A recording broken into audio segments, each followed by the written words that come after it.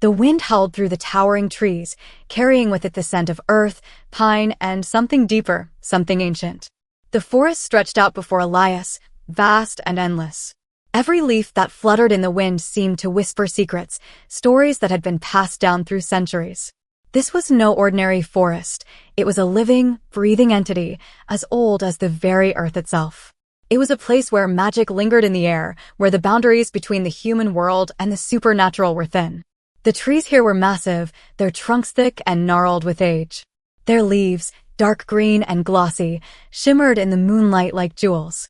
The forest floor was covered in soft moss that cushioned every step, making the world feel quieter, more intimate. But beneath the serene beauty lay a world governed by strict, ancient rules, and at the heart of it all stood the pack. Elias, the Alpha, stood at the edge of the forest, his tall form silhouetted against the full moon.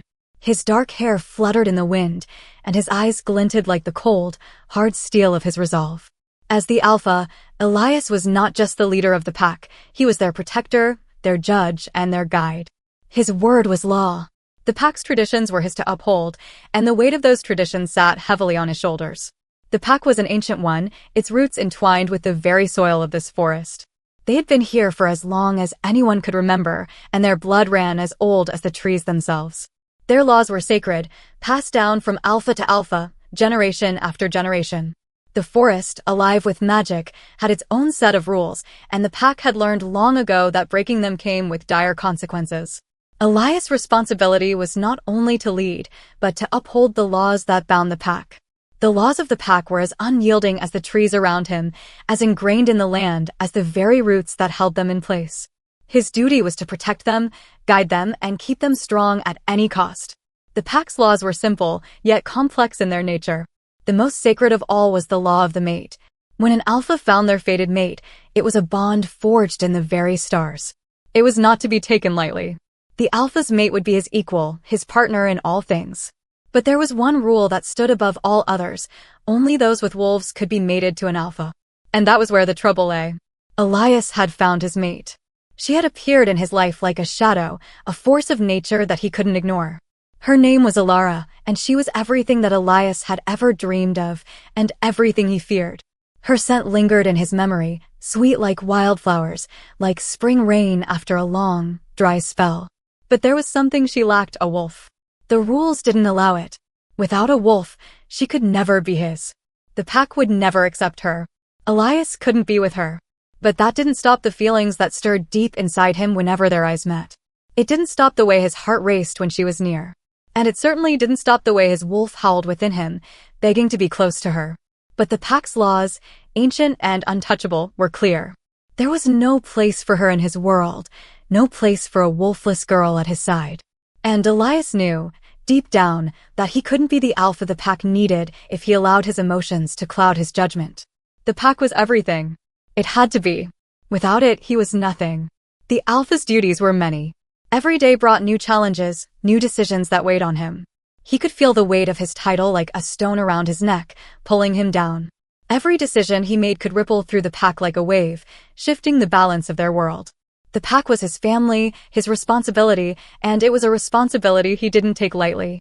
He could hear the rustling of movement behind him, the faint sounds of the pack's warriors preparing for their evening patrols. The warriors were the backbone of the pack, strong and fierce, guarding the borders of their territory against any threat. They were the ones who ensured that the pack's rules were enforced. They were his eyes and ears, and they were loyal to him, just as he was loyal to them.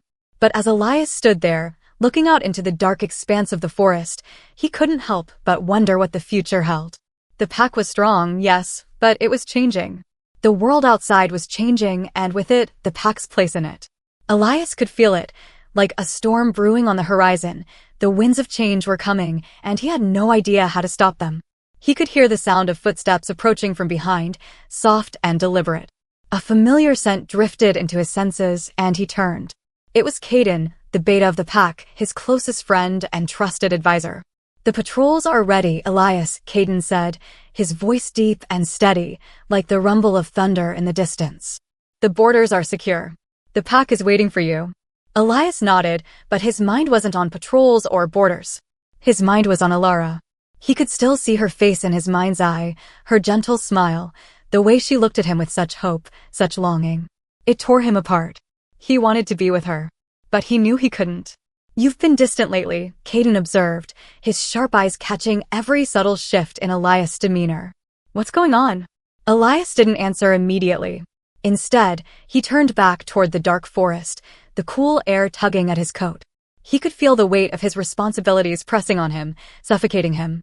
The pack needed him.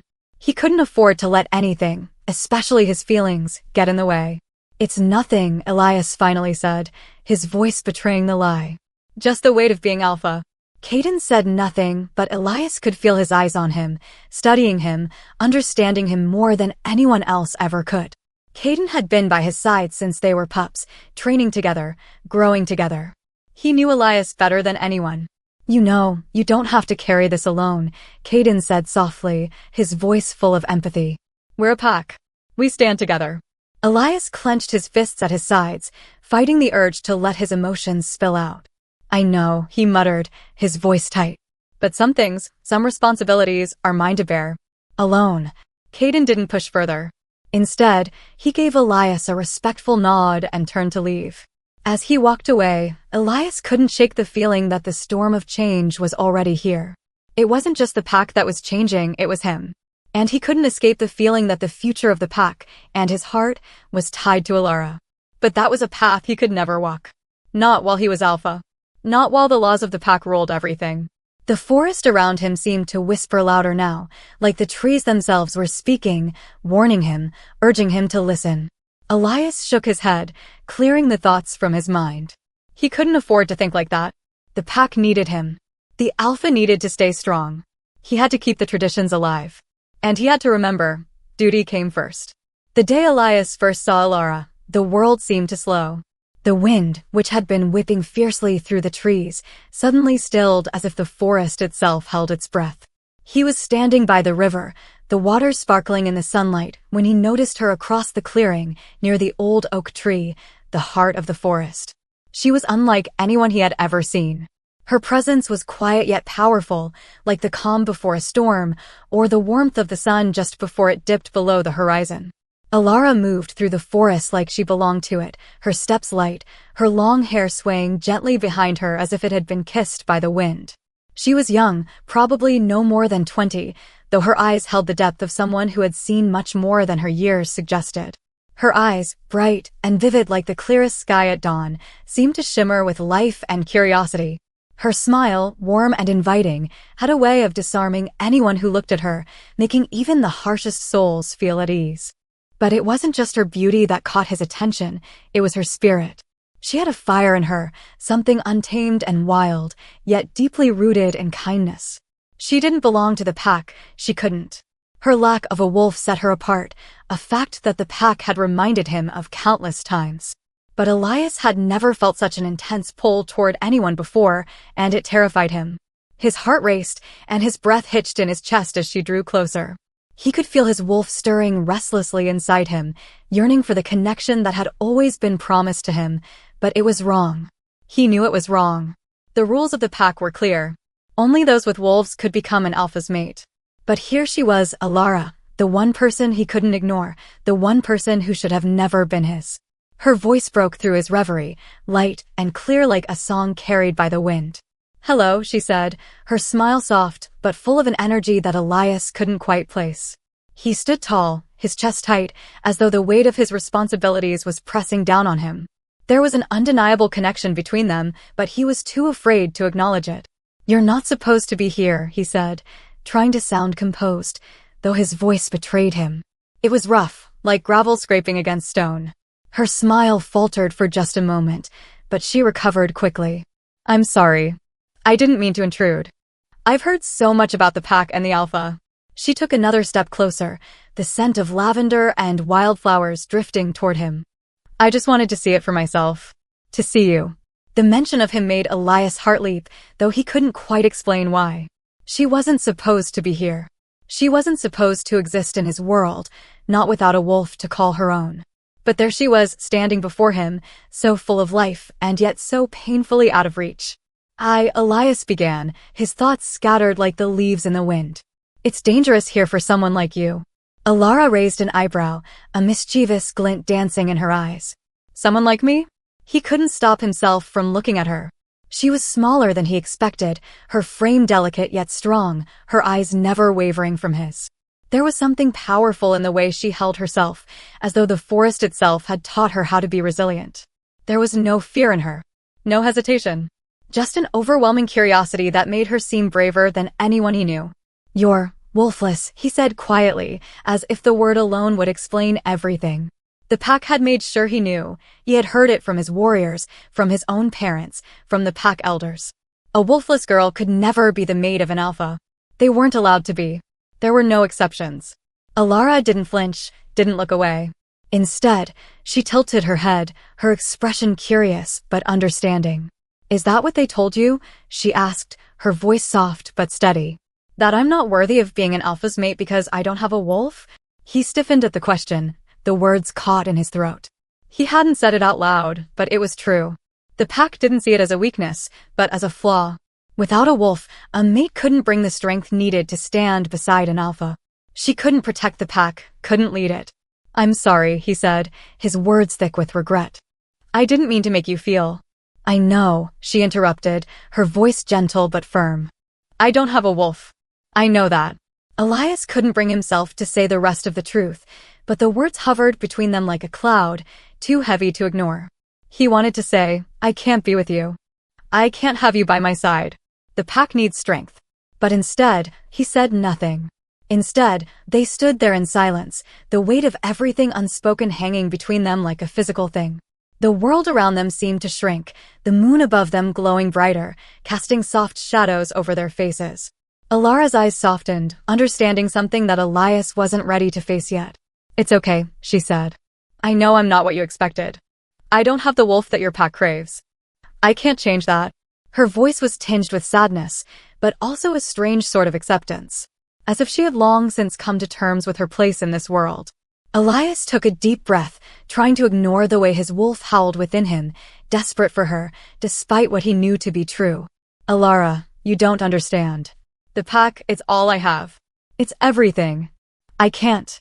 "You can't," she asked, her voice barely above a whisper. There was something in her gaze, something deep, something that seemed to understand the fear and the longing that twisted inside him. "Can't or won't." He looked away, unable to answer her. "I'm not asking for your pack," she continued, her tone thoughtful.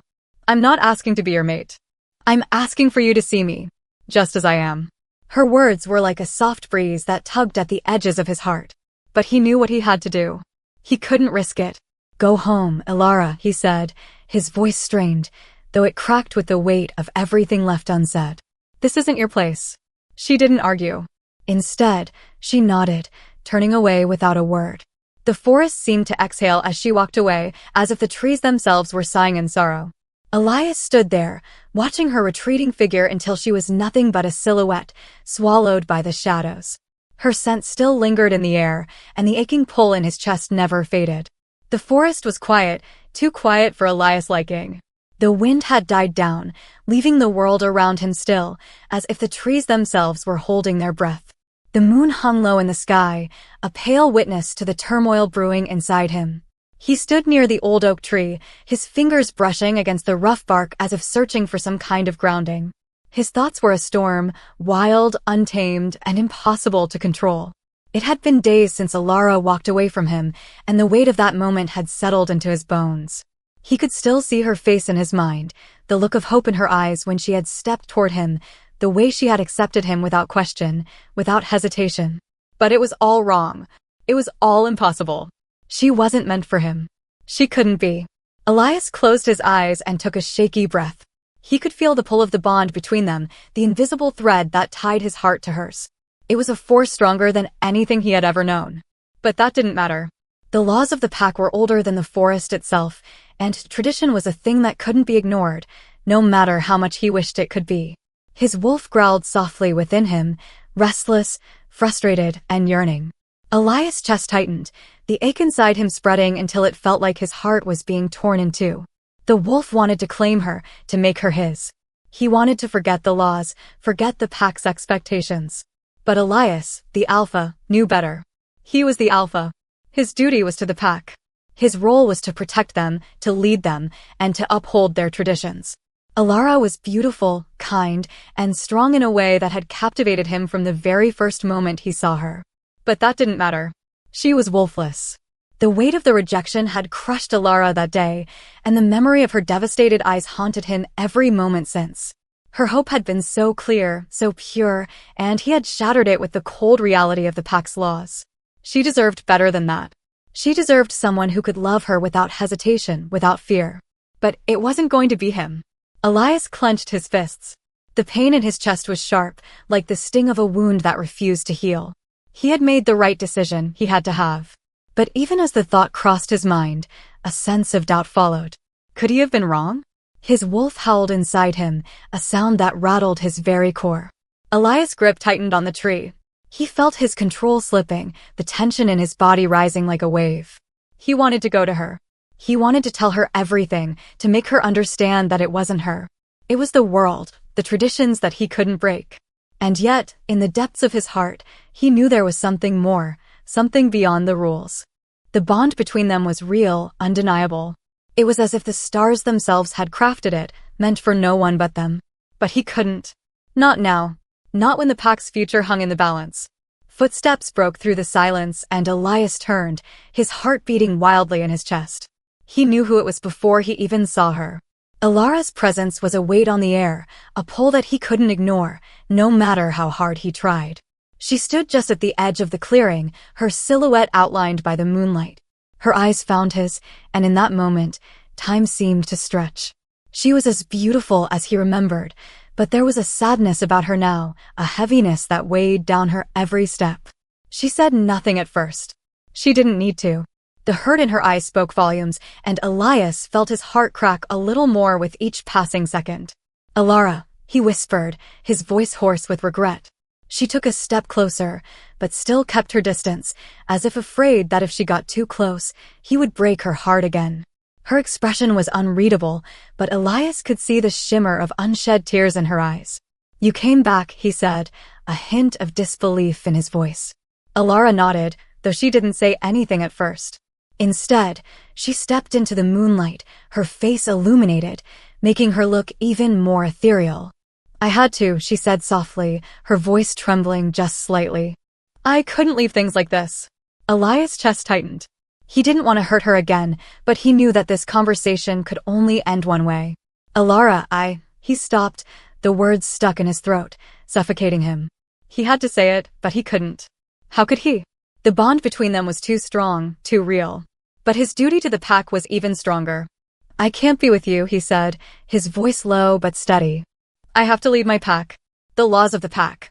They don't allow it." The words tasted bitter on his tongue. Every syllable was like a punch to the gut, and Elias could feel the weight of them dragging him down. But he forced himself to speak them.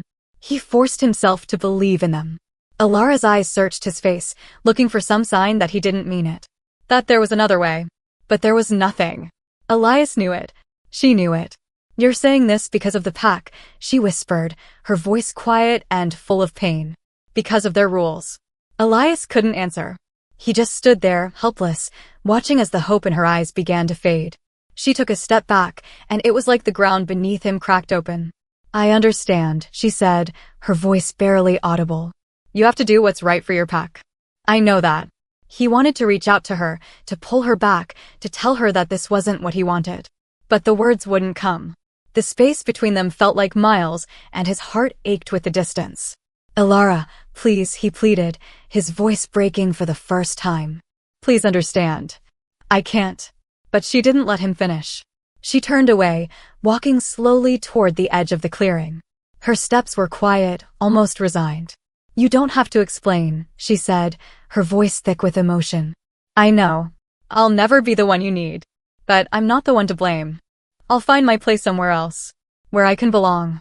Elias watched her, his heart in pieces, as she disappeared into the shadows.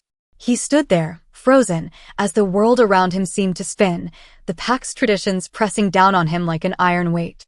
But no matter how hard he tried to focus, no matter how much he told himself this was the right thing, he couldn't shake the image of her, her sad eyes, her broken heart. His wolf howled in the depths of his mind, a sound that seemed to echo throughout the forest, a sound of loss, of longing. And Elias knew, deep down, that it wasn't just Elara who was lost. It was him, too. The days following her encounter with Elias were like a blur, rushed and dreamlike, a series of moments strung together by pain, regret, and a sense of loss that weighed on her chest. Elara could still feel his touch on her skin, still hear the soft rasp of his voice, still see the way his eyes had shimmered with something more than duty, something more than obligation, before he had turned away. But he had turned away. And now, there was nothing left for her in that world. The forest felt colder without him in it. The moon that once felt like a comforting companion now seemed like a distant observer, watching her suffer from far away. Her heart ached, a deep, gnawing ache that she couldn't escape. She had hoped that the bond between them would be strong enough to break the pack's rules, but the reality was cruel. She had no wolf. And in a world where wolves were everything, that made her less worthy, less deserving of love. Elara could hardly bear to stay in the pack's territory any longer. Every inch of the land reminded her of Elias, their brief, painful encounter, his words that echoed in her mind like a haunting refrain. So, she had left. With nothing more than a small pack on her back and a determination to start over, she walked away from the only home she had ever known. The journey to the nearby village wasn't long, but it felt like an eternity. Every step felt like a wound being opened wider, and yet, the further she walked, the lighter she felt. The pack's traditions, their harsh judgment, and the weight of rejection faded into the distance, just like the forest behind her. But that didn't mean it was over. Her heart was still broken, still tied to Elias in a way she couldn't explain. She had tried to convince herself that she would never be the one to stand by his side, but the truth was that her soul ached for him. When she arrived at the village, it was nothing like the forest she had grown up in. The village was small, nestled in a valley surrounded by hills that were dotted with little cottages and farms. It was a peaceful place, with a warmth that welcomed her, even though she had nothing to offer. The people here were different from the wolves she had known all her life, kind and open, without the sharpness of the pack's rules hanging over their heads. As she walked through the village for the first time, the scent of fresh bread, pine, and flowers filled the air, and the sound of children laughing and playing echoed through the streets. It was a quiet, simple life, far removed from the pack's complex web of power, tradition, and loyalty. But that didn't stop her from feeling like an outsider. Every person she passed seemed to look at her with curiosity, their eyes lingering just a little too long. She wasn't one of them. She didn't belong. It was the same feeling she had gotten from the pack when she was a child. Always the outsider. Always the one who didn't quite fit. She had no wolf, no pack, no place in this world. She was a human among wolves. But there was a part of her that refused to give up. She refused to let the absence of a wolf define her. It wasn't long before a kind woman named Marianne took her in. Marianne was a healer in the village, someone the villagers turned to when they were sick or injured. She had a gentle nature, and her home was filled with the warm smell of herbs and flowers. It was a place of comfort, a safe haven from the cold of the world outside. Marianne offered Elara a place to stay, and though Elara hesitated at first, unsure of what to do or where to go, she accepted. "You're welcome here," Marianne had said, her voice calm and steady. "You're not alone." It was a simple offer, but to Elara, it meant the world. In the weeks that followed, Elara slowly began to heal. Marianne taught her the art of healing with herbs, potions, and salves, and the work gave her something to focus on. It was grounding, soothing. There was a rhythm to it, a quiet satisfaction in helping others, in making people feel better. The village was small enough that everyone knew everyone, and soon, Elara found herself getting to know the faces of the people she'd pass every day. She met Lydia, a young woman who helped tend to the village's animals, and Dorian, the blacksmith's son, who had a quiet way about him and a smile that seemed to soften his otherwise hard demeanor. Though she didn't feel like she truly belonged, she felt something growing in her, a sense of purpose, a small spark of hope that perhaps she could create a life for herself here. She wasn't just the alpha's rejected mate. She wasn't just wolfless. She was Elara. And that had to be enough. The days passed, and slowly, the ache in her heart began to dull.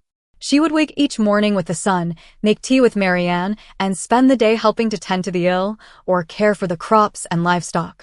The village, with all its simplicity and peace, became a place where Elara could breathe. a place where the weight of the pack's traditions didn't follow her.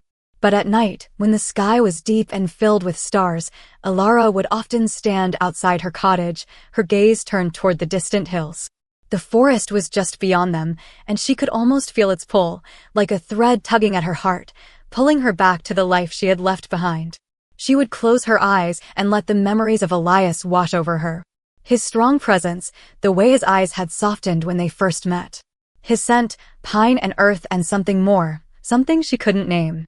The way he had looked at her with such intensity, such longing, before the harsh reality of their situation had torn them apart. Was it all a lie? She would wonder late into the night. Did he really feel it too? Or was I just some passing dream to him? There were nights when the loneliness crept back in, creeping into her chest like ice, and Elara would bury her face in her hands, willing the tears to stay buried. But they came anyway, flowing quietly, silently. She allowed herself to grieve for what she had lost, for the love she had never had a chance to live.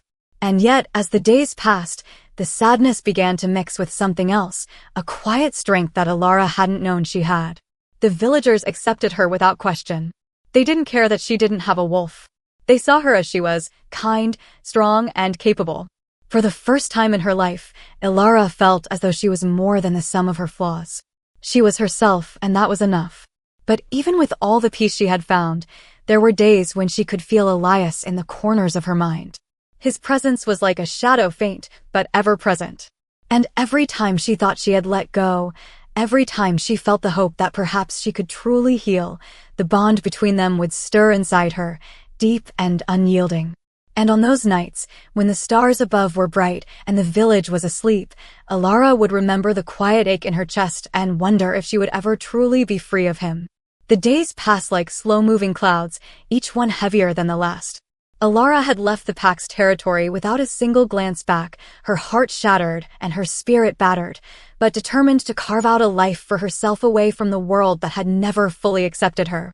The rejection still echoed in her chest, a constant ache that gnawed at her thoughts. The bond that had sparked so strongly between her and Elias felt like a phantom pain, real and consuming, but ultimately impossible. She had traveled by foot, through the dense forest and across the rolling hills, until she found herself at the small village she had heard about but never imagined she'd settle in. It was peaceful here, far removed from the ancient traditions and harsh laws of the pack.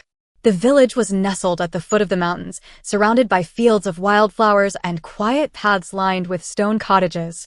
It was nothing like the pack's territory, where the air was thick with power and tension. Here, there was space to breathe. But even in this peaceful haven, Elara felt the weight of her rejection, felt it in the pit of her stomach, like a stone lodged deep in her core. She had been cast aside by the Alpha, the man who had unknowingly become her whole world. And for what? Because she didn't have a wolf. Because her blood was different. Because she didn't fit into the mold the pack had created for her. In the village, she found a quiet little cottage, tucked away near the edge of the forest, where the scent of pine and fresh grass mingled in the air. It was small, but it was hers. And that was all that mattered for now. For the first few days, Elara didn't leave the cottage. She spent hours by the window, watching the world outside, but it all felt distant, unreal. The pain in her chest made everything seem far away, and she couldn't shake the sense of being out of place. Her wolflessness had always made her feel like an outsider, and now it felt like an unbearable burden. But one morning, after a long night of restless sleep, Elara made herself a cup of tea and stepped outside. The village was still quiet, the sun just beginning to rise and cast a soft golden glow over the rooftops. She took a deep breath, inhaling the fresh air, and let it fill her lungs. It was a small comfort, but it was enough to remind her that there was more to life than the pain she carried. The village wasn't large, but it was warm and inviting. People greeted her with open arms, their smiles kind and genuine, like they had known her forever. It was a stark contrast to the coldness she had left behind. Here, there were no expectations. Here, no one cared that she didn't have a wolf. In fact, they didn't seem to care much about wolves at all. Elara spent her first few weeks getting to know the villagers. There was Lydia, the young woman who ran the local bakery, her face always flushed with warmth as she worked. There was Dorian, the blacksmith's son, with broad shoulders and a quiet demeanor, but a heart of gold. And then there was Marianne, the village healer, whose hands were always covered in herbs and salves, and whose heart was as gentle as her touch. Marianne had been the one to take Elara in when she first arrived. "You're welcome here," she had said with a soft smile. No one should have to suffer alone. The offer had been a lifeline. Elara had no family, no pack, and no place in the world. But Marianne's kindness had been like a balm on her wounded heart. The healer took her under her wing, teaching her about the art of herbs and healing. It wasn't what Elara had expected, but it felt right. There was something peaceful about it, something that helped her slowly begin to put the pieces of herself back together. Marianne's house was always filled with the scent of dried flowers and leaves, a soothing, earthy aroma that made Elara feel safe. It was a far cry from the harsh, biting air of the pack's territory. The quiet rhythm of daily life in the village was comforting, and though Elara still carried the weight of her rejection, there were moments when she felt a small glimmer of hope. Every day, she would walk through the village, helping where she could. She helped Lydia with the bakery, mixing dough and arranging pastries. She tended to Marianne's herb garden, learning about different plants and their healing properties. There was a sense of purpose to it, and for the first time in a long time, Elara felt like she was contributing. She wasn't just a forgotten girl with no place in the world. But despite all the kindness she was surrounded by, there were nights when the loneliness crept back in. She would sit by the fire, the flickering flames casting shadows across her face, and she would think of Elias. She would remember the first time their eyes had met, the way his presence had felt like a force of nature, pulling her toward him. She would remember the warmth of his touch, the intensity of his gaze, and the way her heart had felt like it would burst with the connection between them. Was it all a dream? She would wonder. Was it just a fantasy in my mind? She would close her eyes and try to push the thoughts away, but they would always return, like an echo in her mind. She would remember the way his voice had sounded when he had rejected her, so cold, so final. "You don't have a wolf," he had said, as if it was the simplest thing in the world. But for Elara, it was the one thing that had torn her apart. It was hard to silence the pain. Every time she thought she had let go, every time she felt the small flickers of peace in her life, the bond between them would stir deep inside her, tugging at her heart like a thread she couldn't sever. The connection was there, undeniable and unbreakable. But it was also impossible. And the more she thought about it, the more she realized how foolish she had been to ever think she could be with him. The village was kind, yes. But it wasn't home. The pack had been her home, even if she had never truly felt a part of it. The wolves had always been there, in the background, a constant reminder of what she didn't have. And now, even though she had left it all behind, a part of her still longed for the place where she belonged. But with that longing came the painful realization that she could never go back. Elias had made that clear. And with every passing day, she found herself more and more determined to heal, to move forward, to live her life for herself, without the alpha, without the pack. The village had become her sanctuary, and though she couldn't escape the memories of Elias, she could at least create a life that was hers. There was still so much to learn, so much to do, and in the quiet moments, she began to feel the stirrings of something else. Not love, not yet, but hope. Hope that perhaps, one day, she would be whole again. The days turned into weeks and the weeks into months. With each passing day, the weight of rejection grew a little lighter, though it would never fully fade. Elara had learned to live with the ache in her chest, to carry it like a scar that would never heal. But what she had also learned was how to stand tall despite the pain, how to move forward when every part of her wanted to look back. The village had become her home, and in the quiet rhythms of daily life, she began to find a sense of belonging. There was a peace here that she had never known in the pack, a peace that settled her mind and eased the constant buzzing of her thoughts. The laughter of children, the chatter of neighbors, the soft murmur of the river flowing through the valley, it was all so simple, so unencumbered by the weight of the pack's traditions.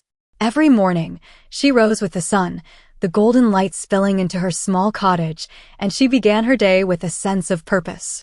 Her hands, once unsteady from grief, now moved with confidence as she tended to her garden of herbs, prepared meals, and helped the villagers.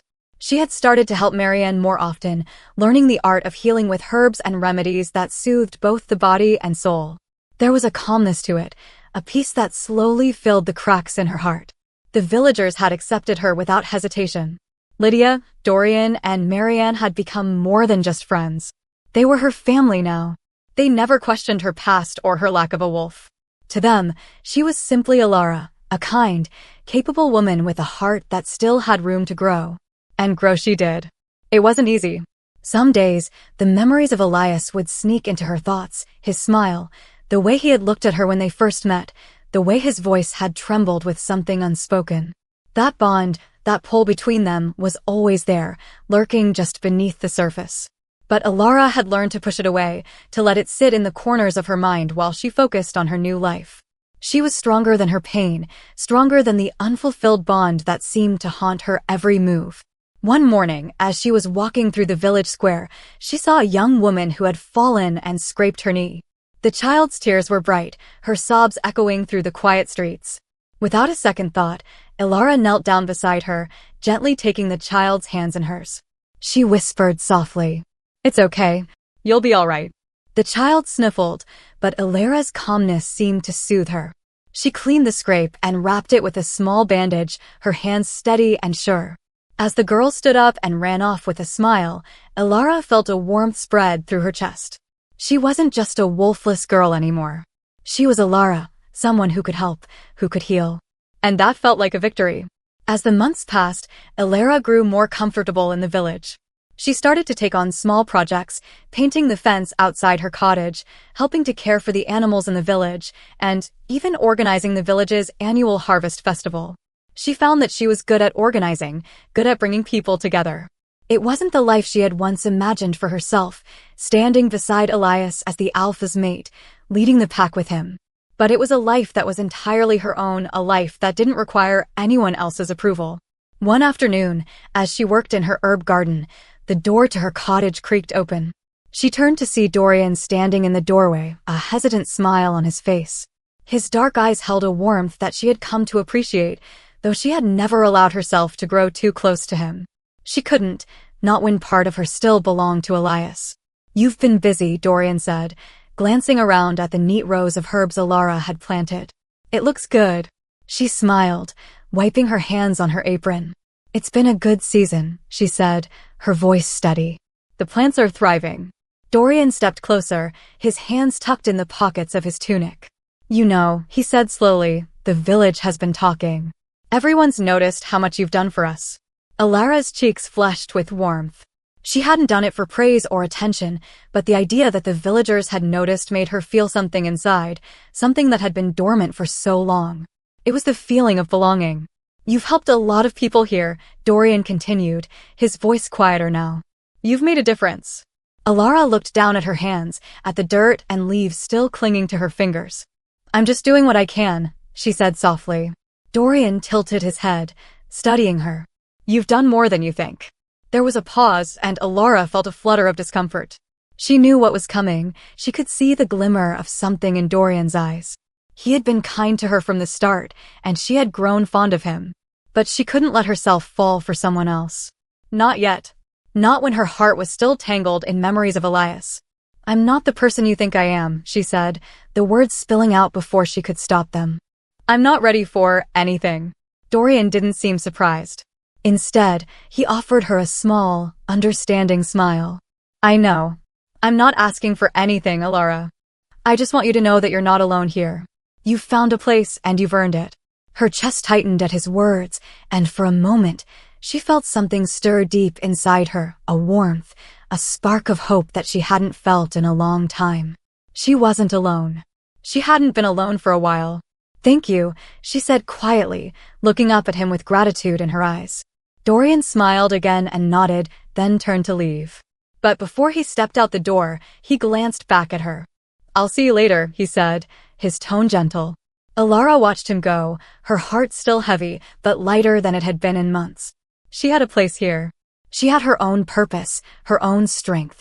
And though part of her still clung to the memory of Elias, the bond that tied her to him was slowly loosening. That night, after a quiet dinner with Marianne and Lydia, Elara went outside to the small garden she had started to tend by the edge of her cottage. The air was cool, and the moon hung low in the sky, casting a silver glow across the landscape. She stood there, taking a deep breath, the fresh scent of the earth filling her lungs. For the first time in a long time, Elara felt a sense of peace settle in her heart. She wasn't whole yet.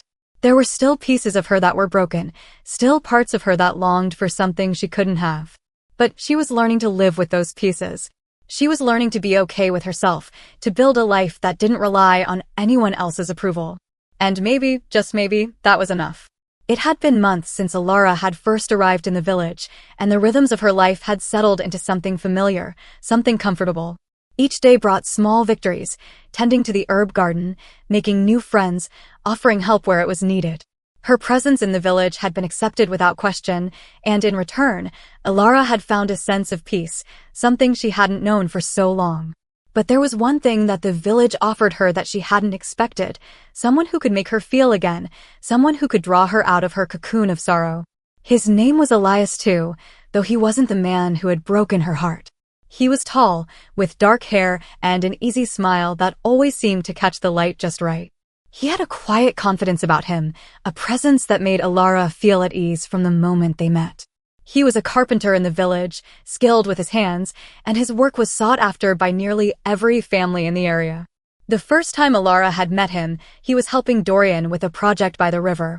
She had been walking by when Dorian waved her over, introducing her to Elias with a smile. "Elara," Dorian said warmly, "this is Elias.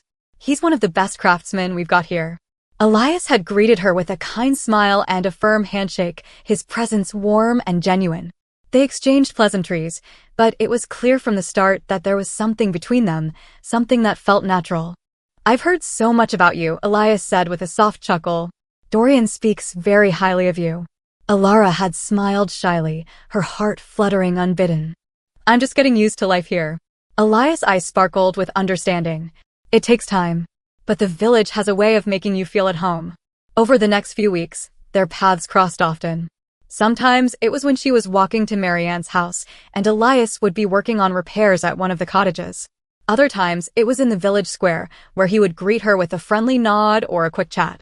The more they spoke, the more Elara found herself enjoying his company. There was no pressure, no expectations. He was kind and genuine, and he listened to her in a way that made her feel seen, not as the alpha's rejected mate, not as the girl without a wolf, but as Elara. She felt herself opening up again, little by little, as she spent more time in his company. One afternoon, as Elara was helping Lydia in the bakery, Elias appeared at the door, his usual easy smile on his face. "I've got a spare moment," he said, wiping his hands on a rag. "I thought I'd bring you both some fresh apples from the orchard." Lydia, who had grown fond of Elara over the past few months, raised an eyebrow playfully. "Oh, Elias, you spoil us." Elara chuckled softly, a warmth blooming in her chest. "You didn't have to do that."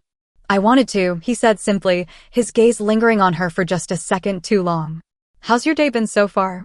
Elara hesitated. It had been a busy morning, but a good one. She had spent the day helping Marianne gather herbs in the field, and the air had been crisp and refreshing.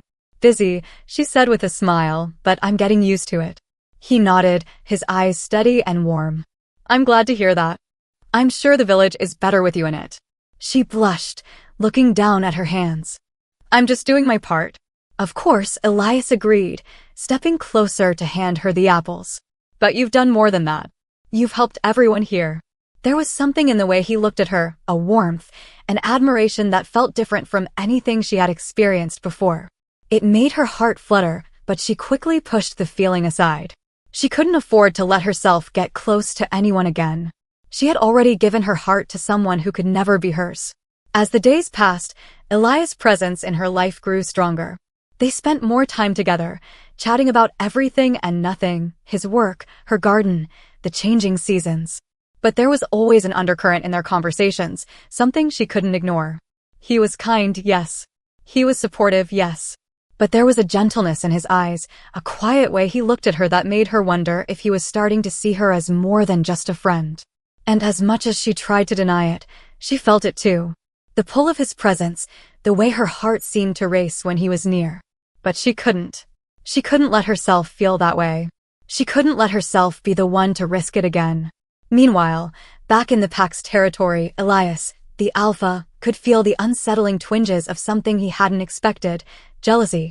It started slowly at first, a quiet ache in his chest when he saw her laughing with the carpenter, the way her smile softened when he spoke to her. Elias had been watching from afar, as he often did when his emotions overwhelmed him, but it was becoming harder to ignore the growing storm inside. He was supposed to be done with her, wasn't he? He had rejected her. He had made his decision. His duty to the pack came first. He couldn't go back on it now. But the sight of her with someone else, a man who was kind, warm, and genuine, made the jealousy bubble up in his chest like a pot about to boil over. His wolf growled, a low rumble that shook him to his core. Elias had thought that leaving Elara behind would free him from the storm that had brewed inside him. But it hadn't. Instead, it had only grown stronger, more insistent. He couldn't stop thinking about her. Couldn't stop feeling the pull toward her. Why does it hurt so much? He wondered, clenching his fists against the dark, suffocating feeling inside him. He couldn't deny it anymore. He was obsessed with her. Watching her with Elias made the jealousy burn brighter than he could handle. But pride, and his duties as alpha, kept him from confronting her. He watched from a distance, telling himself that it was for the best. That it was his duty to the pack. But deep inside, something told him otherwise. He didn't know if it was the bond, the pull of their connection, or just the raw, painful longing for what he couldn't have, but it was there. And it was stronger than ever. One evening, as Elara walked through the village square, she couldn't shake the feeling that someone was watching her. She turned her head slowly, and there, standing in the shadows near the corner of the bakery, was Elias, the alpha, but not the man she had once known. He was just another figure in the distance now, watching her with that familiar, unreadable look on his face. Her heart gave a quick, painful thud in her chest, and for a moment, everything inside her stopped. But he didn't approach her. He didn't say anything. He just stood there, his eyes locked on her, and for the briefest of moments, the world around them seemed to stand still. Then, without a word, he turned and walked away, disappearing into the shadows. The days seemed to stretch endlessly for Elias, each one feeling longer than the last. He was constantly preoccupied, distracted, unable to focus on anything but the memory of her. His thoughts of Elara, of what he had lost, consumed him like a wildfire, spreading uncontrollably through his mind. He tried to shut them out, to ignore the growing ache in his chest, but it was impossible. Every waking moment was a reminder of what he couldn't have, of the woman he had let slip away. The pack was at the heart of everything, his duty, his responsibility, his purpose. But no matter how hard Elias tried, the weight of Elara's absence pressed down on him, suffocating him. His wolf growled constantly inside him, clawing at the walls he had built around his heart, demanding that he acknowledge the truth. The truth that he had rejected her, and the truth that he couldn't escape the bond that still tethered them together. He paced the forest's edge, his mind a whirlwind of thoughts. The wind whispered through the trees, the familiar sound of rustling leaves offering little comfort. Elias stood tall, his sharp gaze scanning the distance, but all he could see in his mind's eye was her, Elara, laughing softly as she spoke to the carpenter in the village. Her smile had been bright, warm, and unguarded, and it had made Elias' chest tighten in a way he couldn't explain. Why does it hurt so much? He thought, his fists clenching as his heart thundered in his chest. He had made the right decision. He had to have. The laws of the pack were sacred, older than the land itself. He couldn't break them, not for anyone, not even for her. But every time his thoughts turned to her, to the way she looked at him with such quiet hope and understanding, he felt the bond between them surge, deep and undeniable, like an invisible force pulling at him. He had tried to ignore it. He had tried to bury it beneath layers of duty and responsibility. But the more he tried to suppress his feelings, the stronger they became.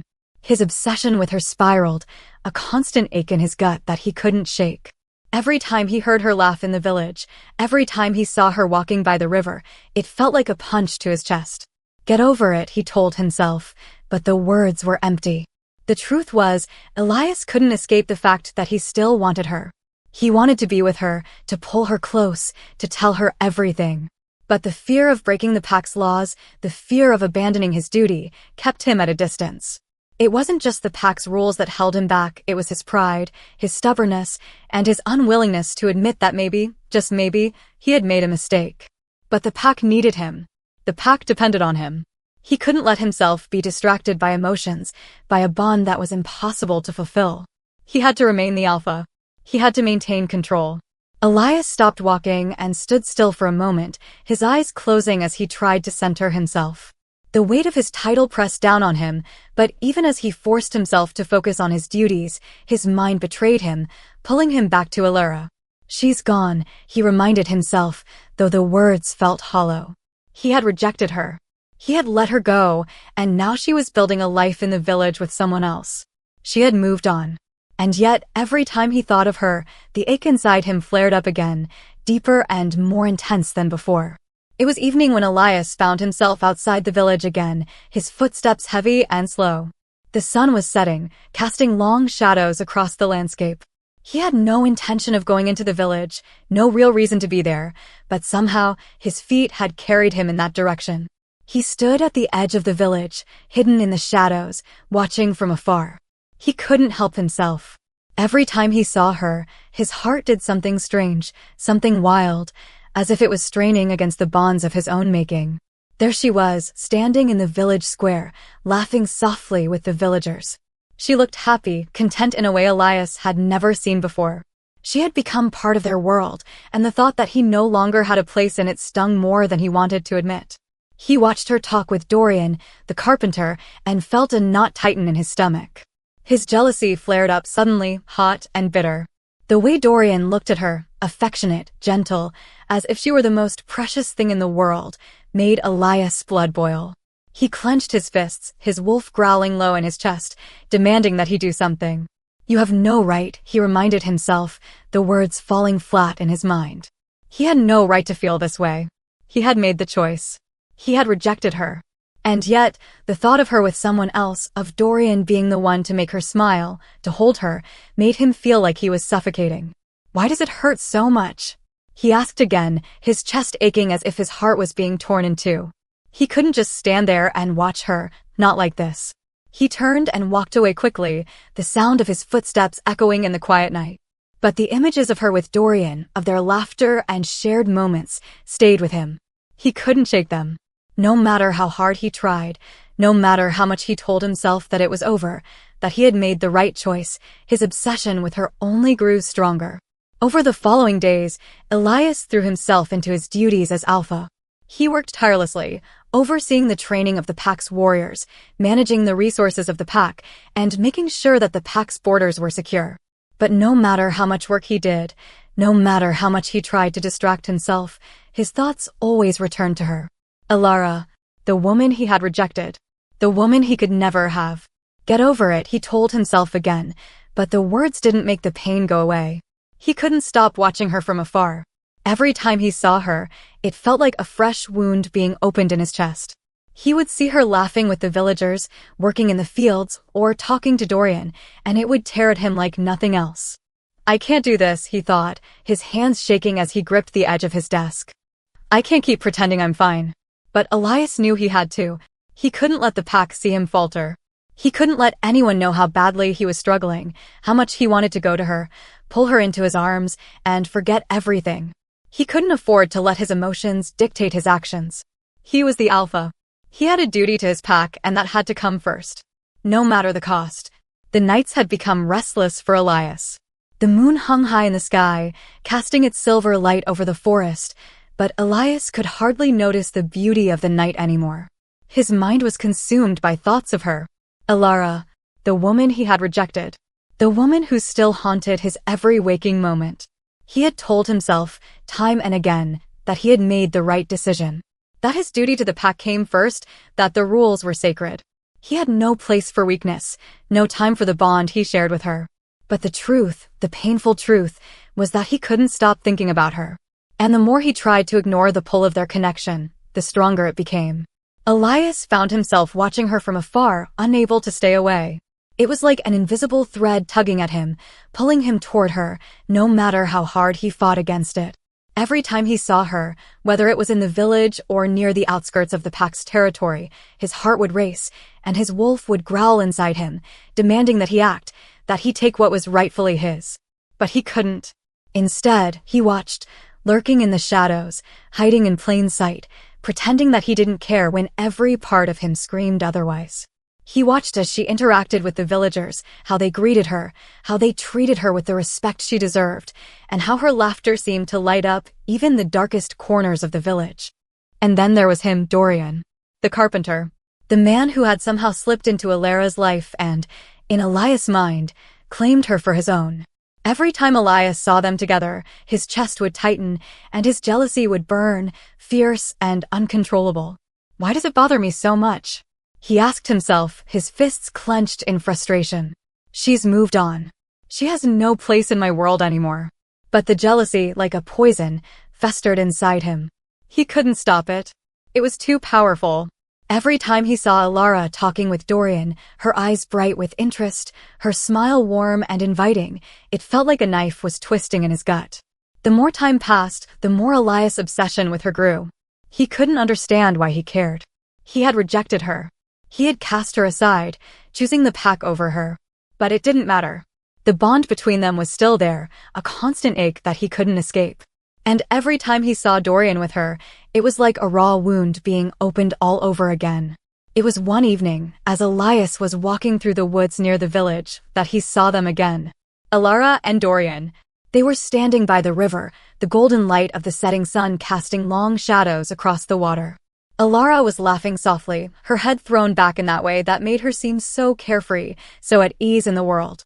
Dorian was standing close to her, his expression warm and affectionate, as if he cared for her deeply.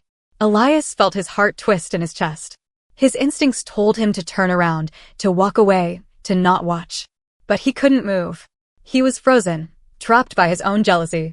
Why do I feel like this? He thought desperately. She's not mine anymore. She never was. Dorian reached out, gently brushing a lock of hair from Elara's face, and Elias felt something inside him snap.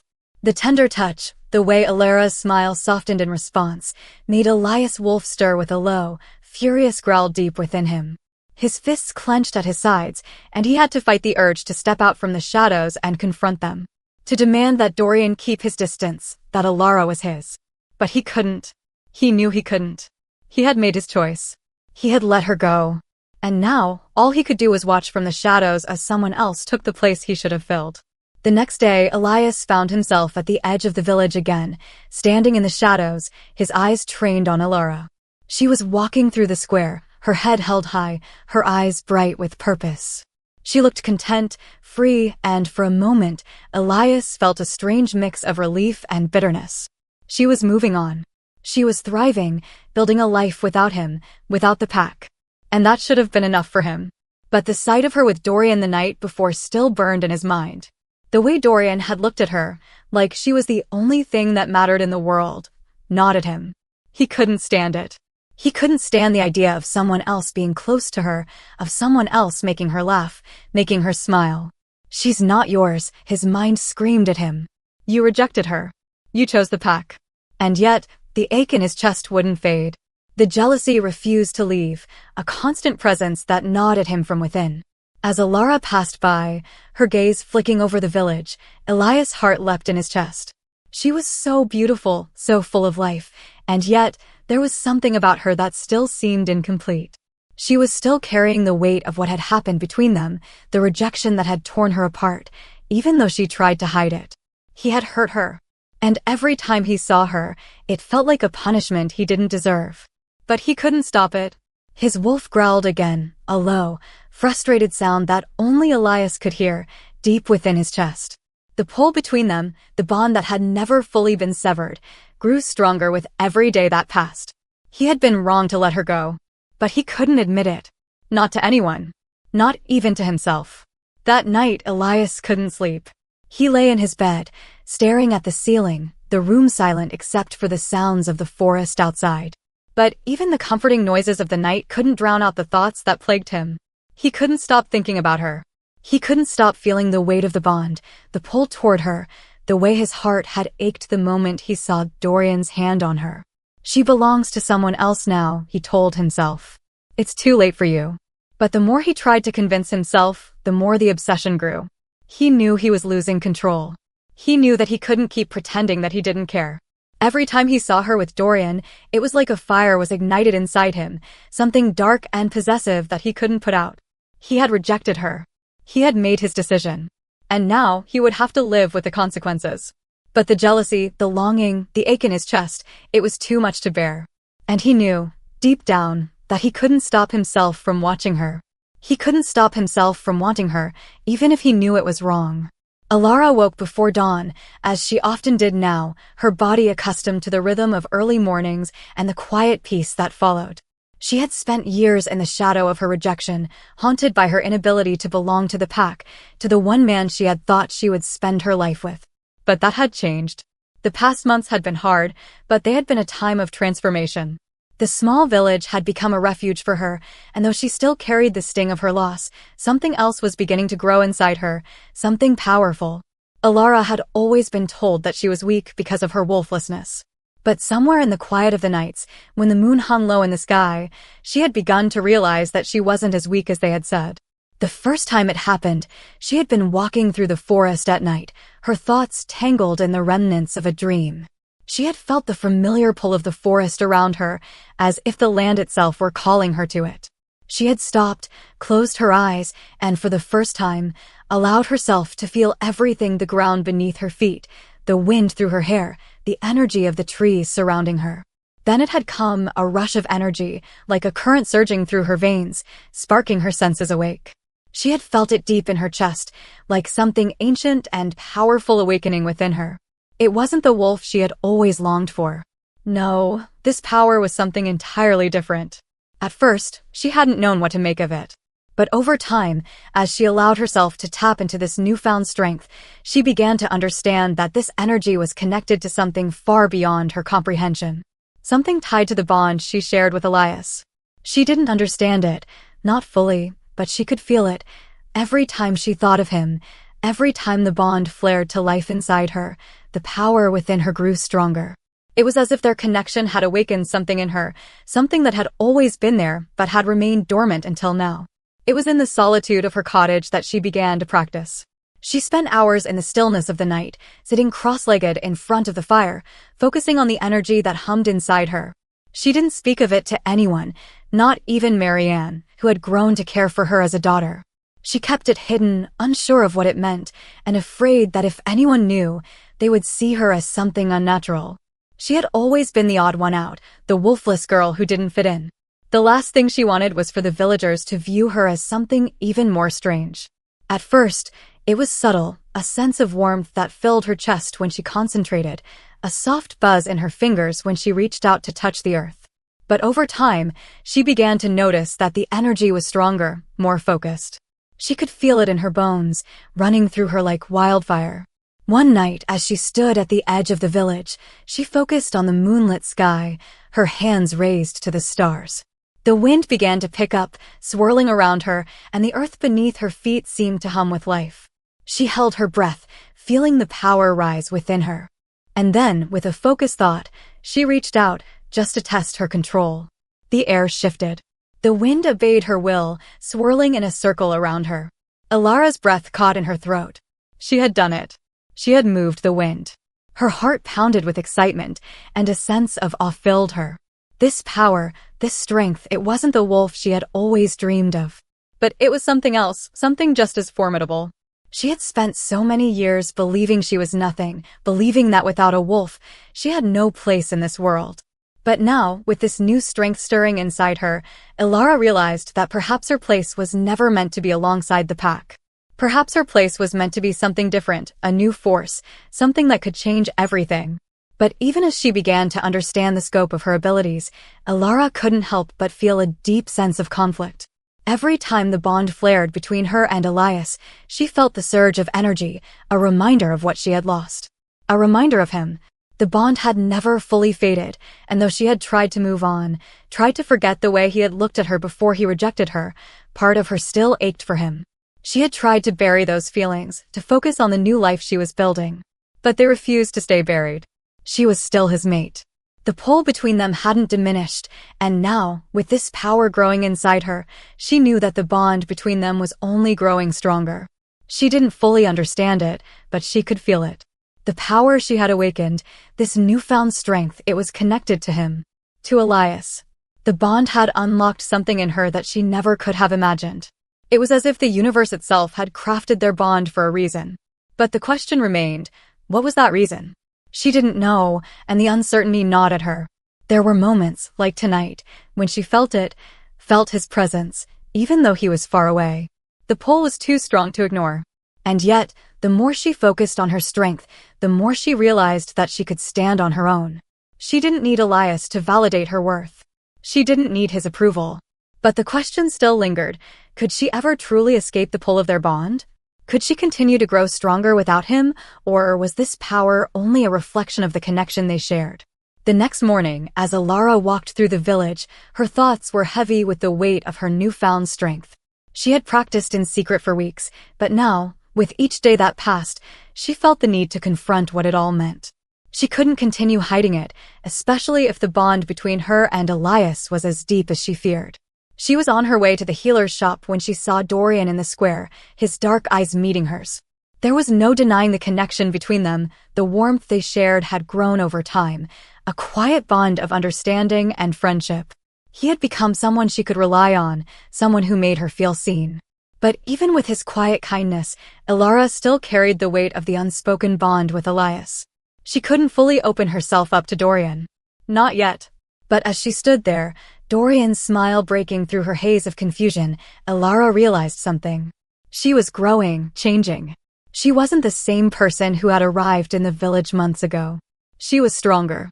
And with that strength, she could face whatever came next. Whether it was Elias, the bond they shared, or her place in the world, she could face it on her own terms. Elias had never been a man to let his emotions control him. As alpha, his responsibility to the pack was always his first priority. His decisions were calculated, measured, and always made with the pack's well-being in mind. But that was before her. Elara. Her presence had invaded his life like a storm, tearing apart the calm that he had so carefully cultivated. His heart had never been his own, but now it was something else entirely. It was as though the very core of him had been pulled in her direction, as if every beat of his heart was tethered to hers. He had watched her from the shadows for so long now, telling himself that he was doing it to ensure she was safe, to keep an eye on her from a distance. But that was a lie. The truth was far more painful. He was obsessed with her. Elias had tried to ignore it. He had tried to bury the feelings, to convince himself that his duty to the pack was more important than his personal desires.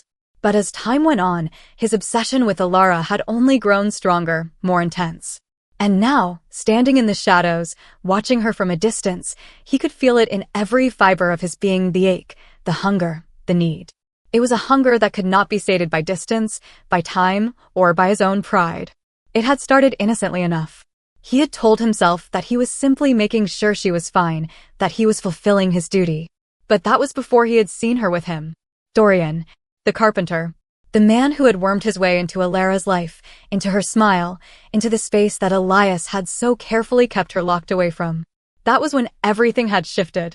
It had been one of those rare moments when the village square was quiet, the late afternoon sun casting long shadows across the cobblestones. Elara was there, laughing with Dorian, her face glowing with a happiness Elias hadn't seen in her since that fateful night when he had turned his back on her. He had been watching from the edges of the square, hidden behind a cluster of trees, his heart hammering in his chest as he saw the way Dorian looked at her, like she was the most precious thing in the world. The way Dorian's fingers brushed against hers, the soft, intimate gestures that made Elias feel like he was being torn apart from the inside. It shouldn't matter, he told himself, trying to swallow the surge of jealousy rising within him. She's not mine. She never was. But the truth was impossible to ignore. The moment he saw them together, Elias knew. The bond between them had never truly been severed.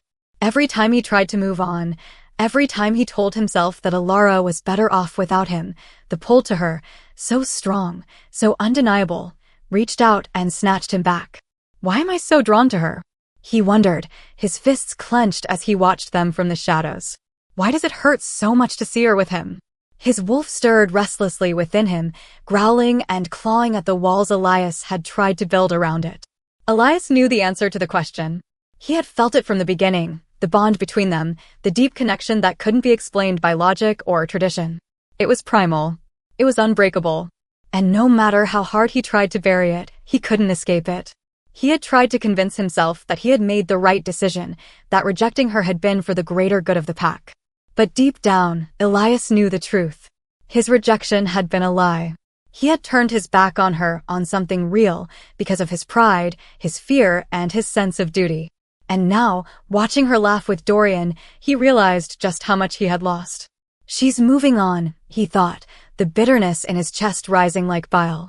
She's found someone else. Someone who can be there for her. But the jealousy was something he couldn't ignore. Every time he saw them together, every time Elara smiled at him, every soft word exchanged, Elias' chest tightened.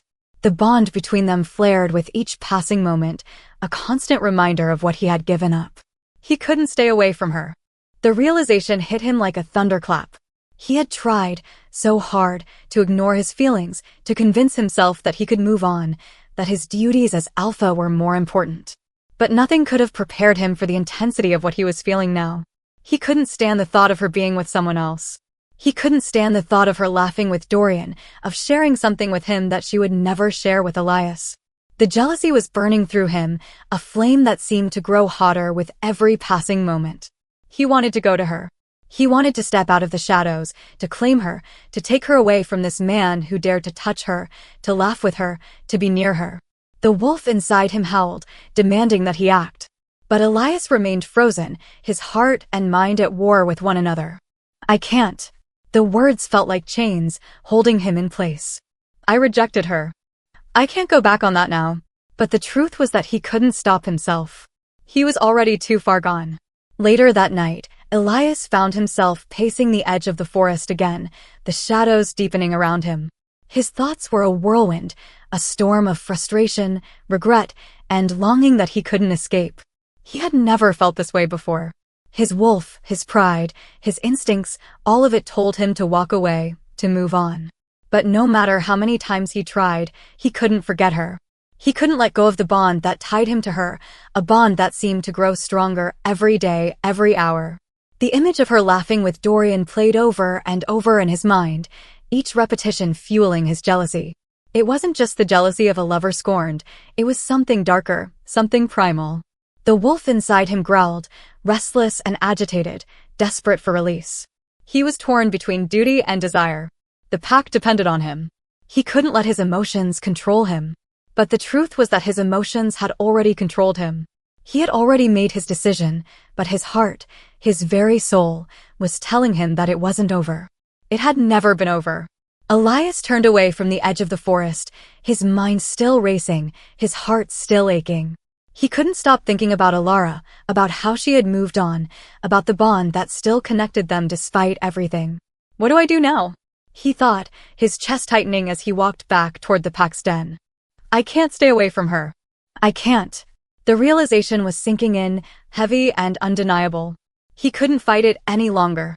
He couldn't hide from it. He needed her. And the pack's rules, the pack's traditions, everything he had built his life around, they didn't matter anymore.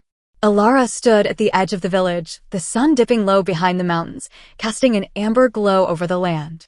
She took a deep breath, feeling the cool evening air fill her lungs. The village was peaceful, the laughter of children echoing in the distance as families gathered for the evening meal. But within her, there was a shift, a sense of change, of something new taking root. The woman who had arrived in the village months ago, heartbroken, lost, and unsure of her place, was no longer the same woman who stood here now. She was different, stronger. She had come to terms with her wolflessness, embracing the power that had awakened within her, though she still didn't fully understand it. And with each passing day, she became more and more confident, realizing that she didn't need anyone else to define her. She was enough, just as she was. Elara had spent the months since her arrival refining her skills as a healer, learning from Marianne, the village healer, and gaining the respect of the villagers for her compassion and knowledge. But she knew that she needed more than that. She needed to protect herself. She had always relied on others to protect her, whether it was her parents, the pack, or Elias. But she was no longer the girl she once was, waiting for someone to come and save her. She was her own protector now. It started one evening when she found herself walking alone along the river, the soft murmur of the water soothing her thoughts. She had been practicing with herbs all day, helping a young woman who had sprained her ankle, and her body was tired, but her mind was restless. There was something she couldn't shake, the lingering feeling of being watched. The same unsettling feeling she had experienced ever since Elias' rejection. No, she told herself, her jaw tightening. It's not just him. Though she had distanced herself from him, though she had built a new life in the village, the pull of their bond still lingered, strong and unyielding. It was as if a part of her still belonged to him, a connection she couldn't escape, no matter how hard she tried. And she knew, deep down, that if he ever decided to return, to claim her again, he would stop at nothing to do so. He was an alpha, and alphas were used to getting what they wanted. She couldn't let herself fall back into the same pattern. She had to protect herself, not just from him, but from the world she no longer belonged to. As she walked, her thoughts turned toward the one thing she knew could give her the strength to stand tall, to protect herself. Self-defense. Elara had never trained to fight. She had always relied on others, on the strength of the pack, on the strength of those around her. But now, that felt like a weakness. She was no longer a girl without a wolf, a girl who needed someone to protect her. She was a woman with strength, both within her heart and within her very soul. And she would never let anyone take that away from her. That night, after dinner, Elara went to the small clearing behind her cottage. She had spent weeks gathering information, asking Lydia and Dorian about martial arts and self-defense, learning from the village's few warriors and those who had trained in the neighboring towns. She had gathered the tools she needed, a wooden staff, weighted and sturdy, and a set of basic training weapons. They were crude compared to the weapons the pack used, but they would serve her well enough for now. Her first few attempts were clumsy. She had no formal training, no experience with combat. But with every swing of the staff, with every stumble, she felt something stir inside her. Her body moved more fluidly, more instinctively, and with each motion, the frustration she had carried for so long began to fade. Her heart pounded in her chest as she practiced, each movement sharp and focused, pushing her body to its limits. She could feel the strength growing within her, a quiet confidence settling deep inside her. She wasn't just practicing self-defense. She was taking control of her life. As the days passed, Elara became more skilled, more precise with each strike. She would practice every evening, honing her technique, pushing herself further. The village was quiet at night, and no one knew what she was doing behind the walls of her cottage, not even Dorian. It was a secret she kept for herself, the one thing in her life that was solely hers, a way for her to regain the sense of power she had lost. But her strength wasn't just physical. It was emotional, too. Elara began to make a name for herself in the village, not just as a healer, but as someone who could be counted on. She no longer saw herself as the alpha's rejected mate. She no longer saw herself as the girl without a wolf. She had a purpose now, and that purpose was to build a life on her own terms. When a band of rogue wolves tried to enter the village one night, it was Elara who stood in the front lines alongside Dorian and the village warriors. She had trained for this moment, preparing herself for the possibility that one day, the danger from the pack might reach the village. The wolves had come in the dead of night, their growls echoing through the trees. Elara had heard the commotion from her window, her heart racing. She had known the moment she heard those growls that she would not cower. She would not hide. When the first rogue lunged toward her, she moved quickly, her staff connecting with the wolf's side, knocking it back. The fight was chaotic and Elara's heart hammered in her chest, but she didn't falter. She had trained for this. She had prepared. She could feel the power inside her surge as she defended herself, as she fought for the safety of the village, for the life she had built. By the time the rogue wolves retreated, the village had emerged victorious, and Elara stood, breathless and shaking, but stronger than she had ever been. She had fought. And not only had she survived, but she had protected those she had come to love. The next morning, Elara sat by the fire, her body sore from the fight, but her spirit alight with something more. Something powerful. She had faced her fears. She had embraced the strength inside her, the strength that had always been there, buried deep beneath the surface. Her thoughts turned to Elias. To the alpha she had once loved, the alpha who had rejected her. For so long, she had believed that she would never be enough. She had believed that without a wolf, she would never truly belong. But now, as she sat in the quiet of her cottage, the flames of the fire dancing before her, she knew the truth. She was enough. She had always been enough. And no one, least of all Elias, could take that away from her. The tension between them had been building for weeks. Every glance, every moment of proximity, felt like a storm just waiting to break. Elias could feel the pull of the bond between him and Elara growing stronger with each passing day, a force he couldn't ignore. It was as if the universe itself was pushing him toward her, urging him to act, to confront the feelings he had buried so deeply. But he had tried so hard to deny it. He had rejected her once, and the weight of that decision had eaten at him, gnawing at him from the inside. The pack's laws, the traditions, the duty he had sworn to uphold, these were the things that had kept him at a distance, that had convinced him that he couldn't be with her, no matter how badly he wanted to.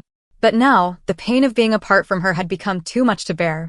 He had spent the past few days watching her from the shadows, unable to keep himself away, but unwilling to face her. Every time he saw her with Dorian, every time he saw the way the villagers looked at her with admiration and respect, a knot twisted in his stomach. She was moving on, and he was still stuck in the past. His jealousy, his obsession, had become unbearable. Today, something inside him snapped. He couldn't keep running from the truth. He had to face it, he had to face her. Elias made his way to the village, his heart pounding in his chest. His steps were heavy, each one echoing in the stillness of the evening. He didn't know what he would say to her, didn't know how he would make up for the hurt he had caused her. But he couldn't live with the guilt any longer. He had to apologize. He had to explain. As he approached her cottage, he saw her outside, sitting in the small garden she had tended with such care. Her back was to him, her focus on the flowers she was planting.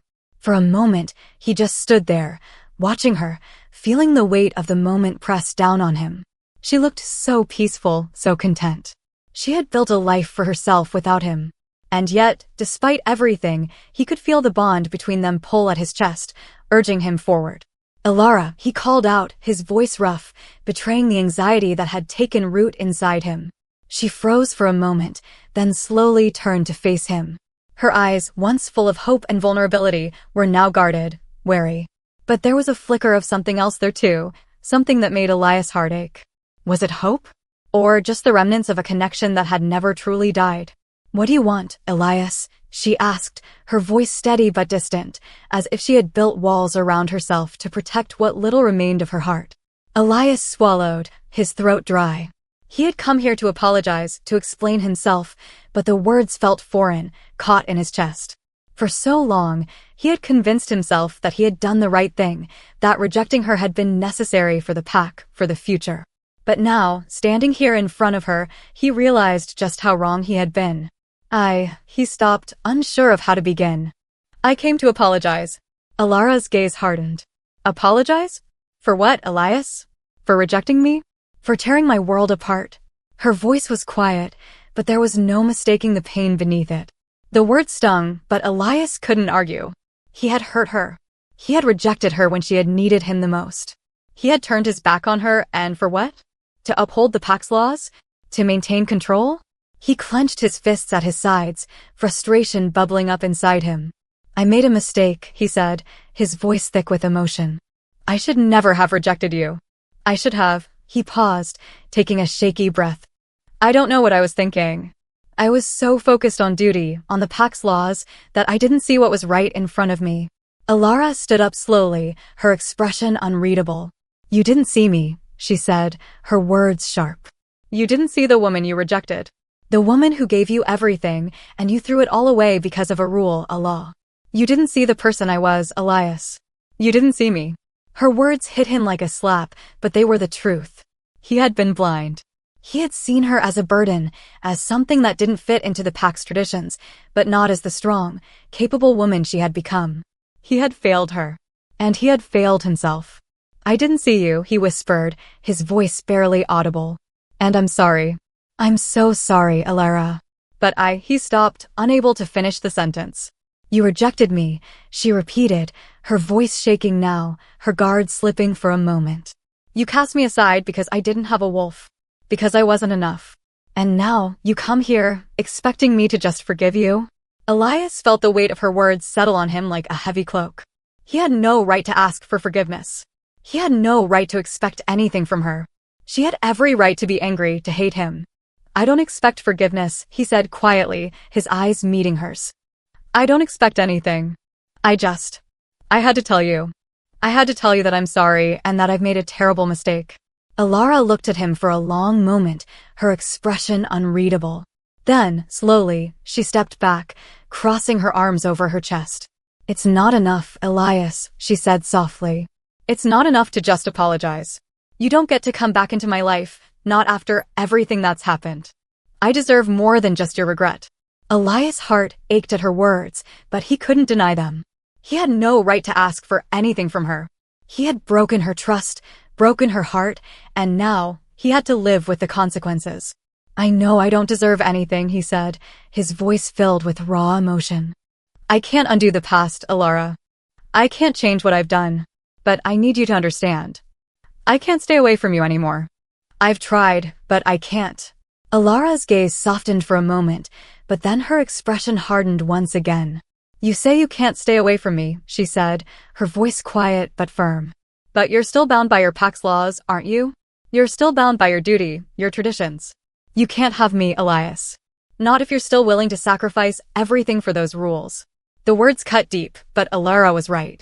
He had been living in the shadow of the pack's laws for so long, and now, those laws had become his prison. He had rejected her to uphold the pack, to protect the traditions that had been passed down through generations. But now, in front of her, those rules felt meaningless. "I don't know what to do," he admitted, his voice thick with frustration. "I don't know how to fix this, Elara. I don't know how to be the man you need me to be." Elara's eyes filled with tears, but she wiped them away quickly, turning her face from him. "I don't need you to be anything, Elias. I needed you to see me for who I am. But you couldn't do that. You couldn't see past the rules to the person standing in front of you." Elias took a step forward, his voice desperate. "I can see you now. I do see you, Elara. I see you for the strong, incredible woman you are. And I don't know how to make up for what I've done. But I want to try. I will try." For a moment, Elara was silent, her expression conflicted. Then, finally, she spoke, her voice steady but filled with pain. "You can't change the past, Elias. You can't change what you did to me. And I can't keep holding on to a bond that was broken before it even started." She stepped back, her gaze unwavering as she faced him. "You had your chance. And you let me go." Elias stood there, paralyzed by her words, feeling the weight of everything he had lost. And yet, deep inside, he knew she was right. The days that followed the confrontation with Elias were quiet, but they were far from peaceful. Elara found herself unable to shake the memory of their conversation, of the raw emotions they had shared, of the way Elias had finally admitted what he had long been hiding, his feelings for her. And yet, despite everything, something inside her still refused to let him back into her life. She had moved on. She had found her strength, her independence, and she wasn't about to let any alpha, disrupt that again. But as the days went on, Elara couldn't help but notice something strange. It started with subtle changes, shifts in the air, tingles that ran down her spine when Elias was near. At first, she had chalked it up to the lingering tension between them, the bond that still connected them in ways that didn't make sense. But soon, she began to realize that these sensations weren't just emotions, they were something else, something more powerful. It had started one evening, just after dusk, when Elara was walking alone near the edge of the forest, her thoughts preoccupied with the events of the past weeks. The sun had just dipped below the horizon, painting the sky with hues of orange and pink, and the cool evening air felt crisp against her skin. But as she walked, she felt an odd sensation. Something was shifting inside her. It was subtle at first, a faint hum at the back of her mind, like an electric current sparking to life. But as she continued to walk, the sensation grew stronger, pulsing through her chest, spreading like fire through her veins. Her breath hitched, and she stopped in her tracks, suddenly overwhelmed. The energy was unlike anything she had ever felt before. It wasn't just a physical sensation, it was as if the very earth beneath her feet was alive, responding to her presence, to the power awakening within her. "What is this?" she thought, her pulse racing as she looked around, half expecting something to appear before her. Then, from behind her, she heard it, a low, deep growl. She turned, instinctively placing her hand on the dagger she had started carrying for self-defense, but when her eyes scanned the darkened trees, there was nothing. Still, the feeling lingered, heavy and electric in the air. It was as if someone was watching her. She couldn't explain it, but the pull was unmistakable. The sensations intensified over the next few days. At times, Elara would find herself standing still, her heart pounding in her chest, feeling the air shift around her as if it had a life of its own. Her senses sharpened, her vision clearer than it had ever been. The smallest sounds, the faintest movement, were suddenly crystal clear to her. She could hear the flutter of a bird's wings from hundreds of yards away, the rustle of leaves underfoot, the beat of a heart, her heart, and his. And that was the strangest part of all. Whenever Elias was near, the sensations became more intense. There was a pull toward him, something magnetic and undeniable. The bond between them was stronger than ever, each time their paths crossed, the connection deepening in ways Elara couldn't explain. The more time passed, the more she realized that she wasn't just responding to him emotionally, something else was at play here.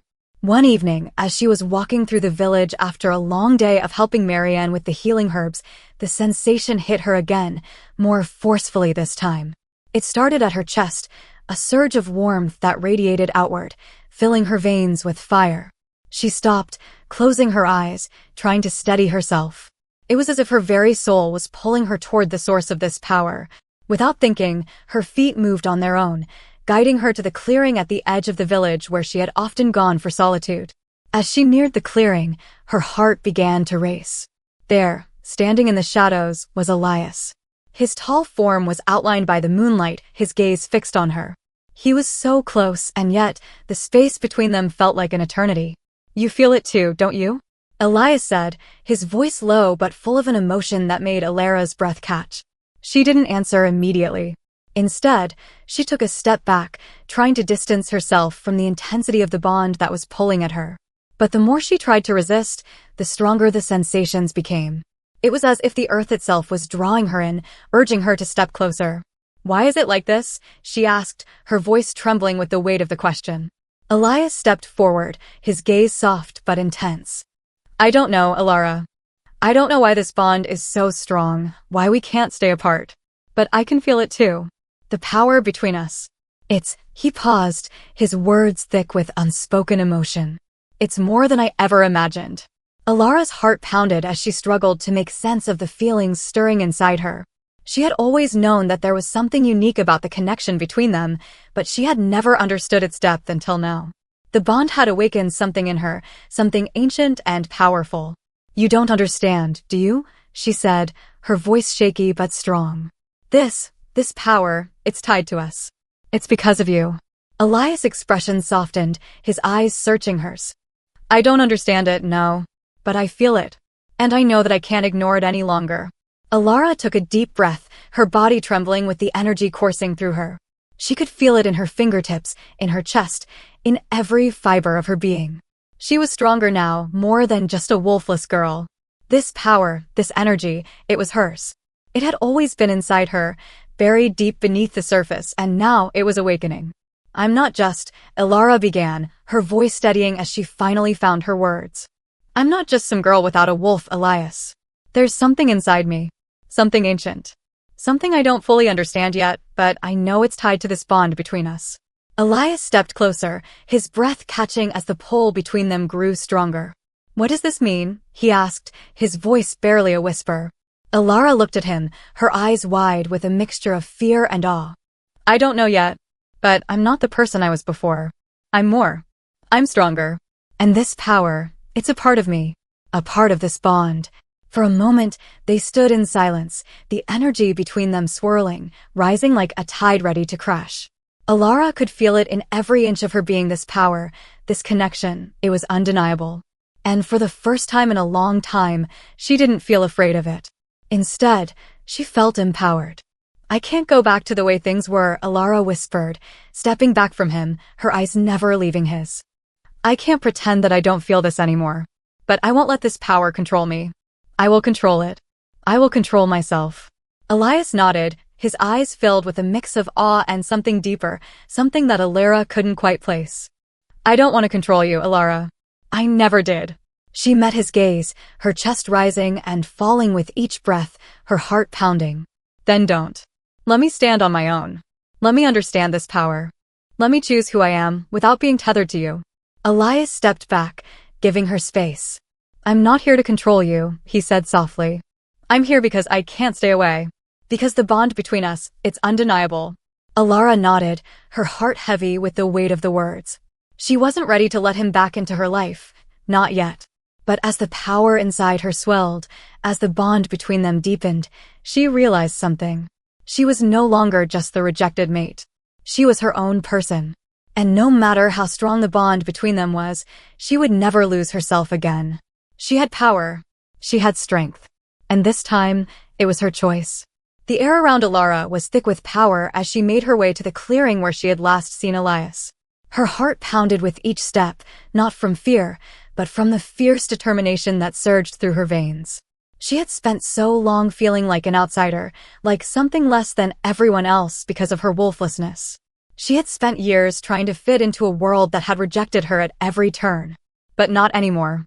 Now, with the power coursing through her, she was no longer the girl she had once been. No longer the rejected mate of an alpha who had cast her aside for something she could never have.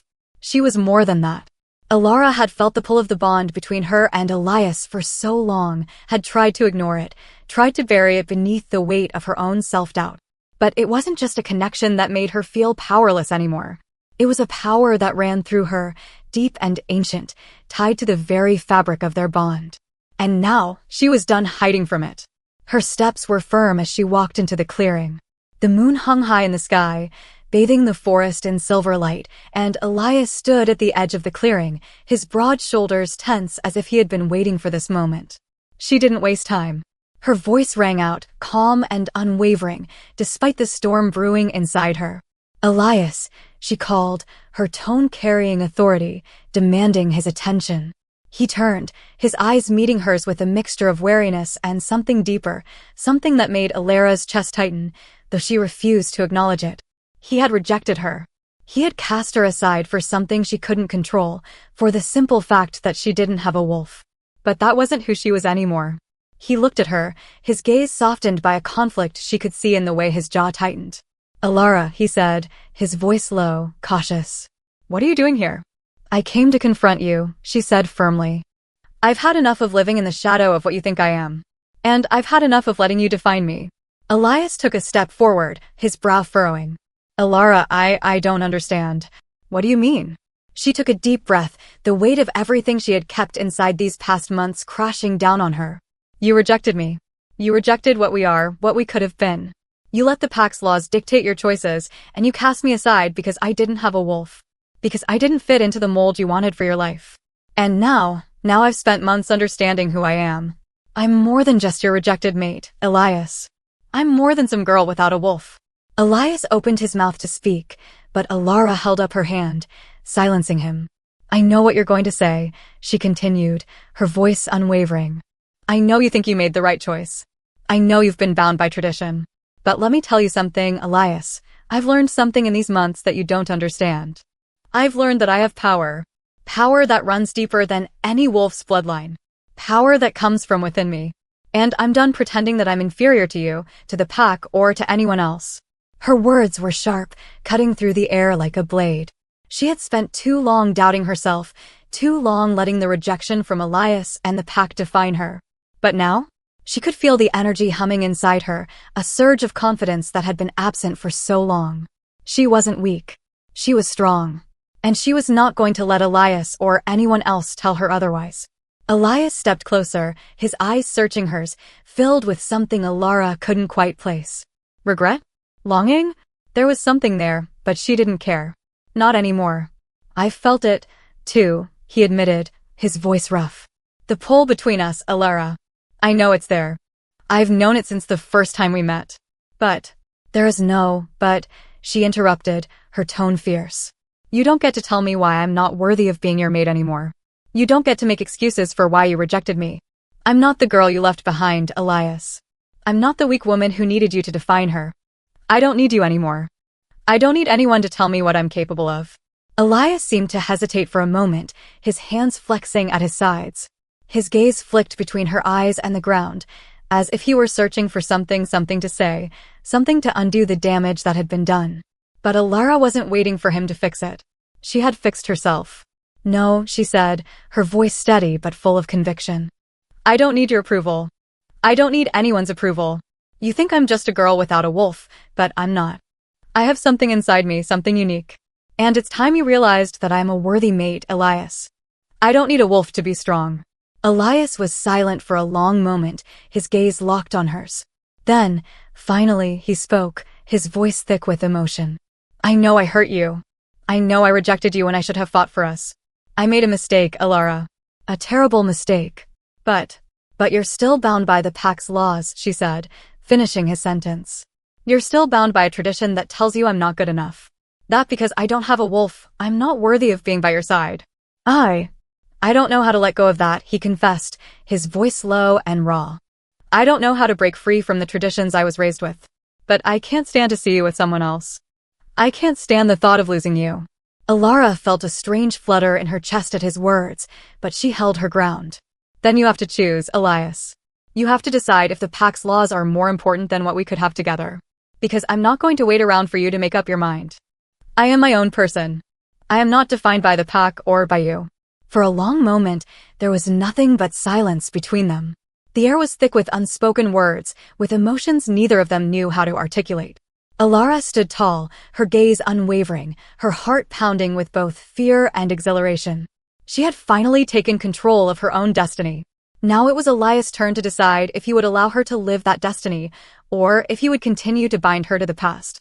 Elias seemed to wrestle with his thoughts, his eyes flicking away from her, as though he were seeing something far off. Finally, he spoke, his voice quieter now, but filled with conviction. Elara, I can't promise you anything right now. I still have my duty to the pack, to the traditions. But I'm not asking you to wait for me. I'm asking you to believe that I see you. That I see the strength in you. And I want to be a part of your life, whatever that means. I want to stand beside you. If you'll have me. Elara's heart raced at his words, but she held her gaze steady. I'll stand on my own, Elias. But if you want to be by my side, you have to choose me completely. You have to choose me over the pack's laws. I won't settle for anything less. Elias took a step forward, his voice low but resolute. Then I choose you. The weight of his own guilt pressed down on Elias as he walked through the forest, his steps heavy, his mind consumed by the storm of emotions that raged within him. He had always been the alpha, the leader of his pack, the one who made the hard decisions, the one who upheld the rules no matter the cost. But for the first time in his life, Elias wasn't sure if the choices he had made had been the right ones. The bond between him and Elara, so strong and undeniable, had always been there. He had felt it from the moment they met, the pull that had drawn him to her like a magnet.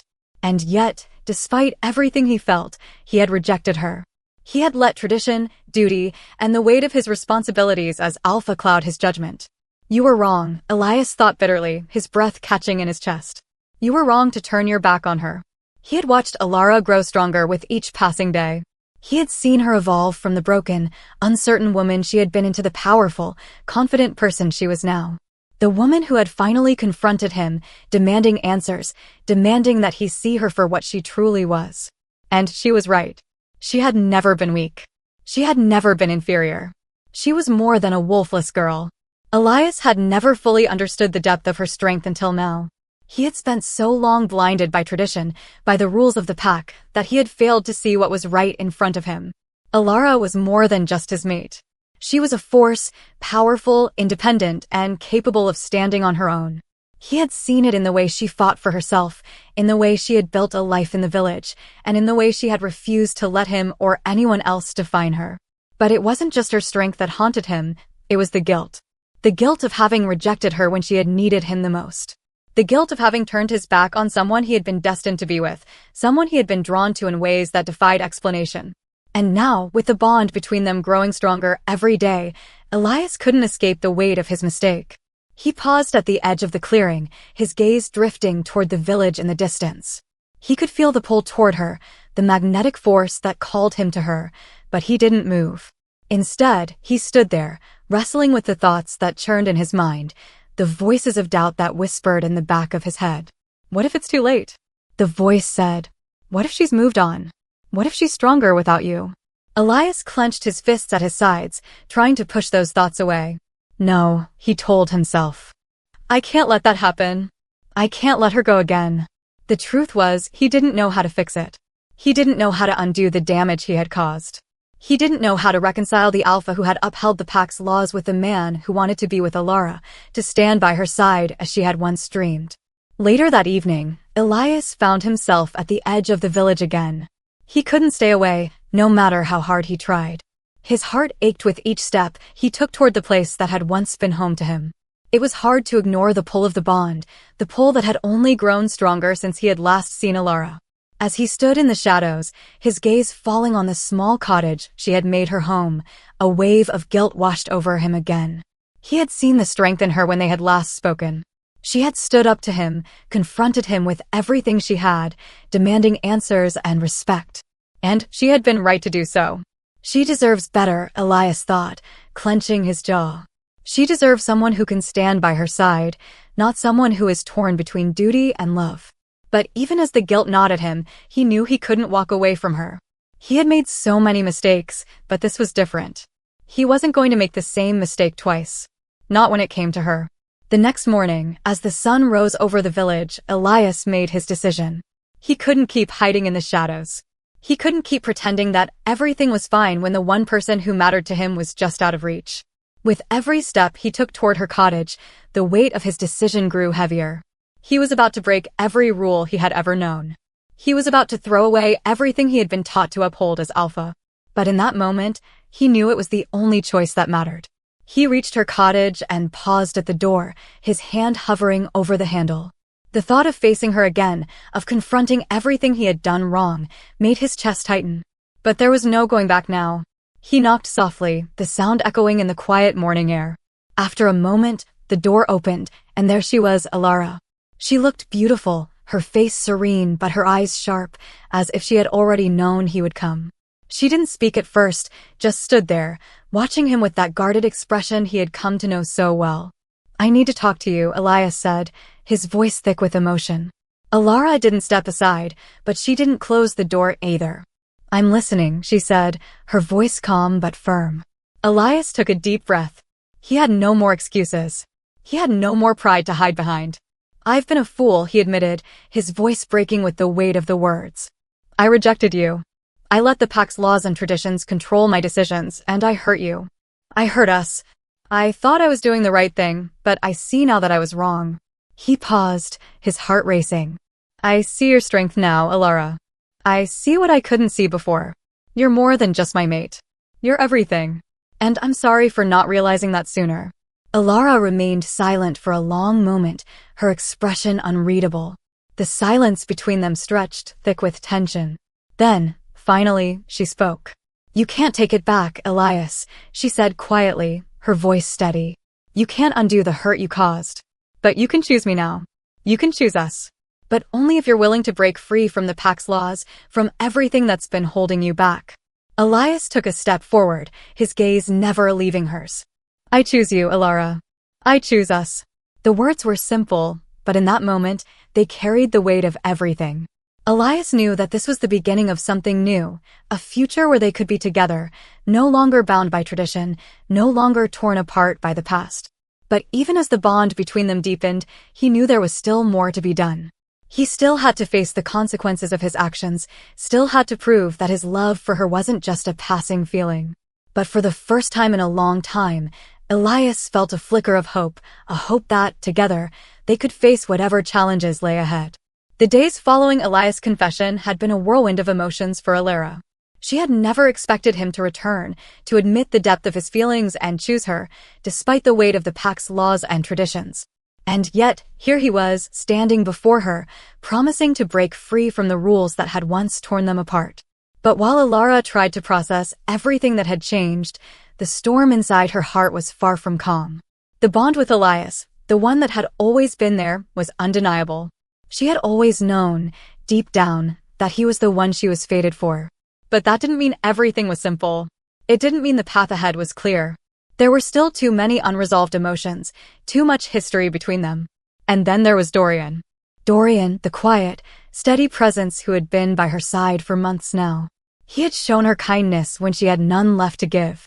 He had respected her independence and strength when others had viewed her as nothing more than a wolfless girl. And as much as it pained her to admit it, Elara had started to care for him.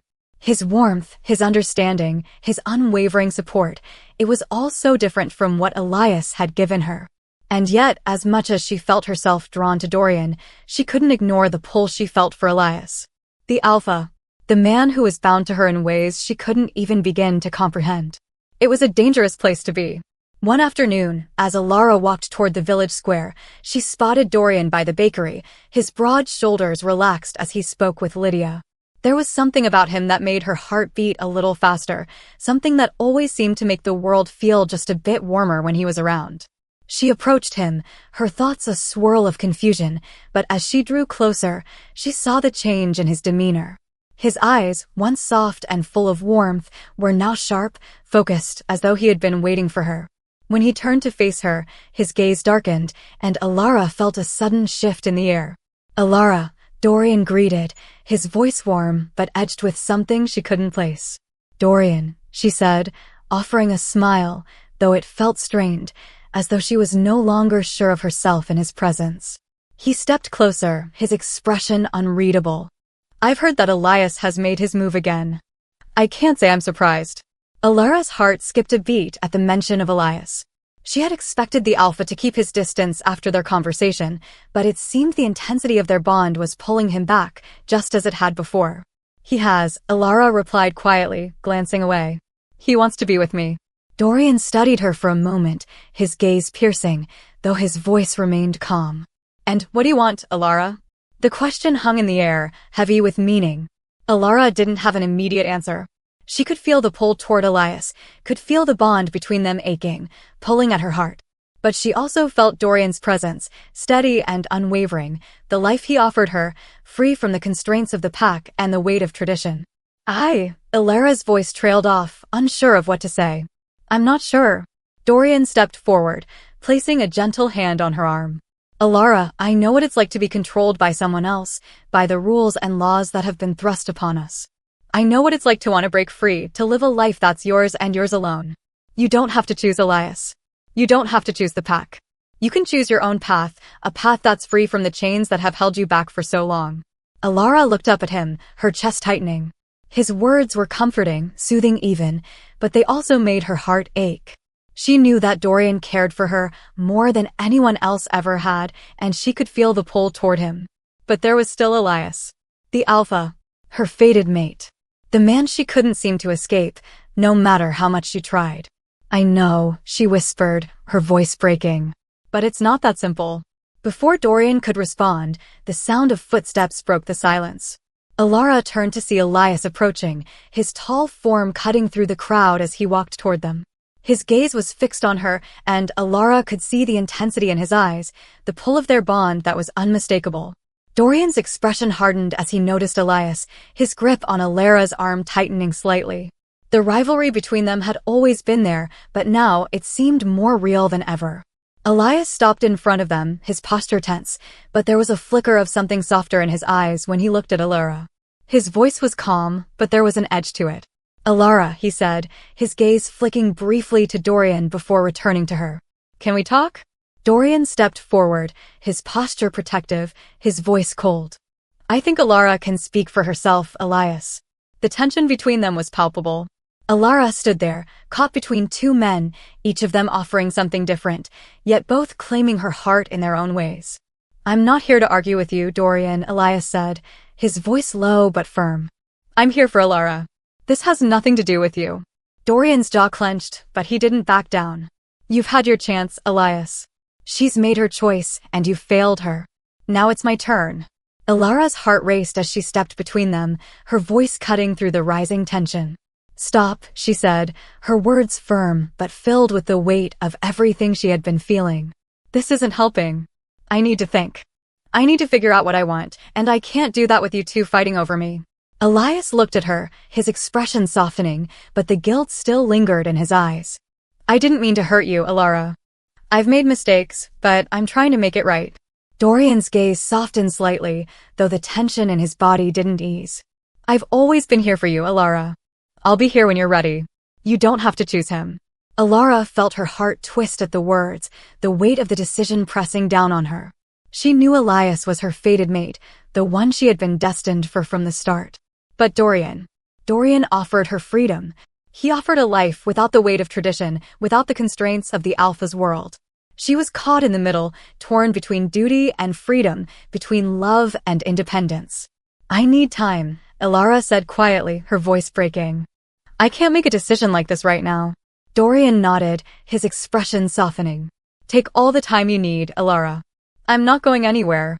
Elias stood there, silent, his eyes filled with a mixture of longing and regret. He wanted to reach out to her, to pull her close, but he knew she needed space. She needed to make her own choice. Elara turned and walked away, her heart heavy with the burden of the decision ahead. She didn't know what the future would hold, but she knew one thing for sure. She couldn't keep living in the shadows of others' expectations. She had to choose her own path, no matter how difficult it might be. The days following the confrontation between Elias and Dorian had left Elara with more questions than answers. The tension between the two men still hung in the air, thick and uncomfortable, but it was the quiet war raging inside her that was truly unsettling. She could feel it, the bond with Elias, the undeniable connection, was pulling her in every direction at once. She knew that Elias was her fated mate, but every time she thought about him, every time his gaze lingered on her, she couldn't shake the feeling that something was wrong. The power that had awakened within her was more than just the bond. They were connected, yes, but there was a difference now. She had control over her life, her choices, her future. She was no longer the weak, wolfless girl who needed to be saved. She was her own person. But the more she tried to move forward, the more Elias seemed determined to pull her back into his world of dominance, duty, and control. It had started slowly, a subtle shift in his behavior. At first, Elias had seemed to respect her space, giving her the time she needed to sort through her feelings. But soon, that respect began to fade. His presence became more oppressive, his gaze more possessive. Every time Elara crossed paths with him, he was there, hovering, watching, waiting for her to make a decision. And every time she tried to assert her independence, to make her own choices, Elias pushed back.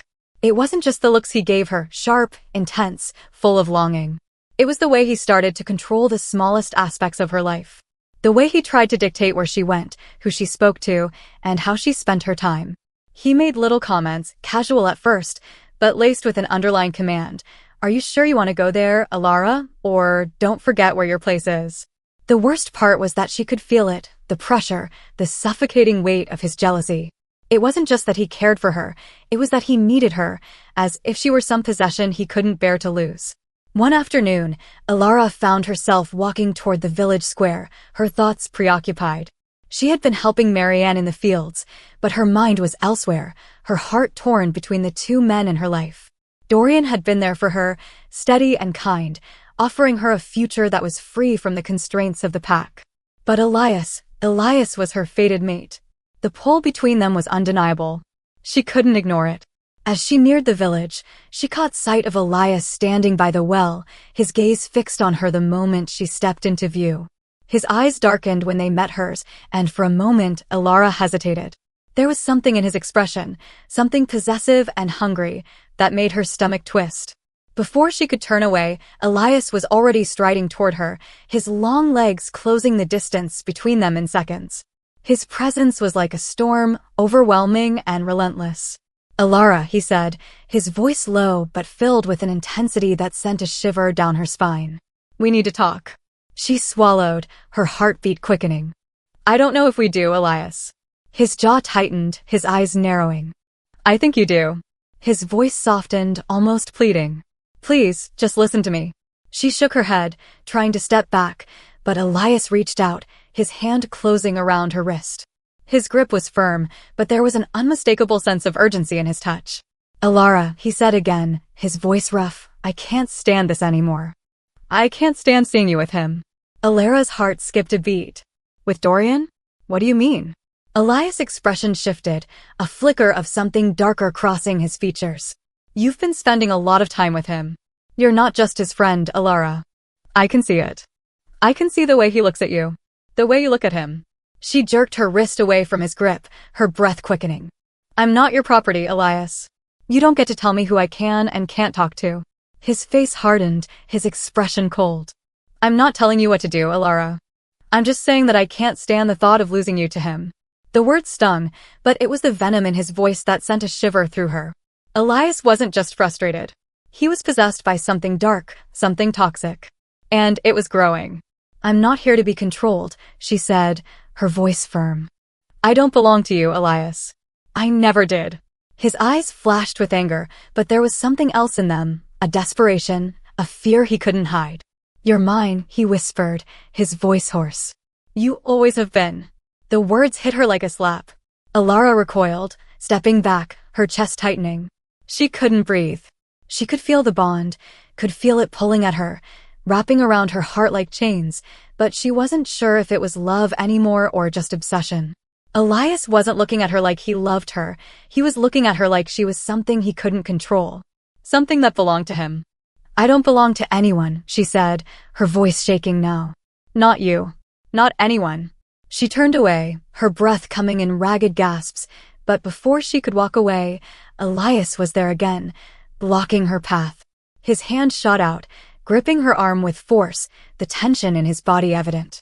Elara, don't do this, he said, his voice low and dangerous. You don't understand. This bond, it's more than just some connection. I need you.